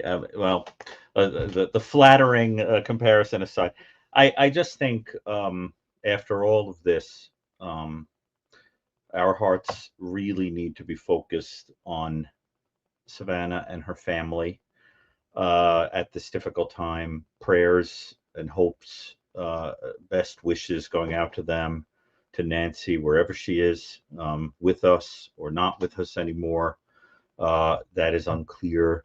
And I just think that if we lose sight of that, we might miss the entire point. I also think that the darkness of this, which I think is going to be extremely disquieting and upsetting to people when it all comes out, because there is some really, really evil stuff at the root of this.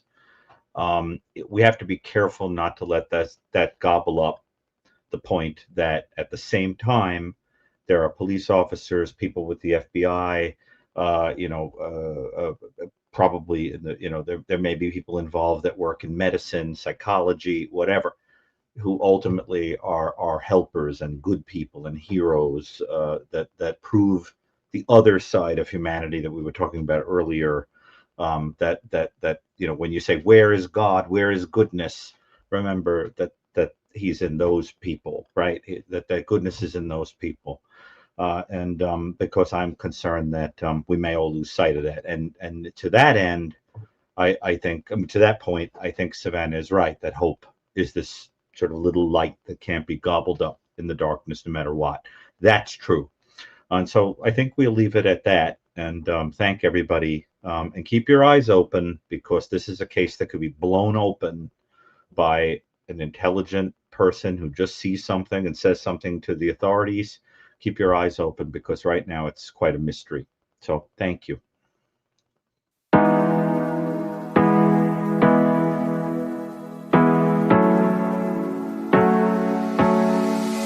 Hard working every day, I'm stressed out 24/7, babe. No timeouts, wish we could fly away. You and I go to our favorite place. Oh yeah, make special memories together. I'll be your company now and forever. I say we fly away, you and me, go to our favorite place. Feeling the sun on my face in Hawaii. With you, Hawaii. With you, Hawaii. With you, Hawaii. I need a summer breeze, some fresh air to put my mind at ease. No cares. You wanna come with me? Me and you go to our favorite tree. Are you ready now? We jump on a plane now. We're taking away. Yeah, we're taking away. Don't hesitate now. We're taking away. Yeah, we're taking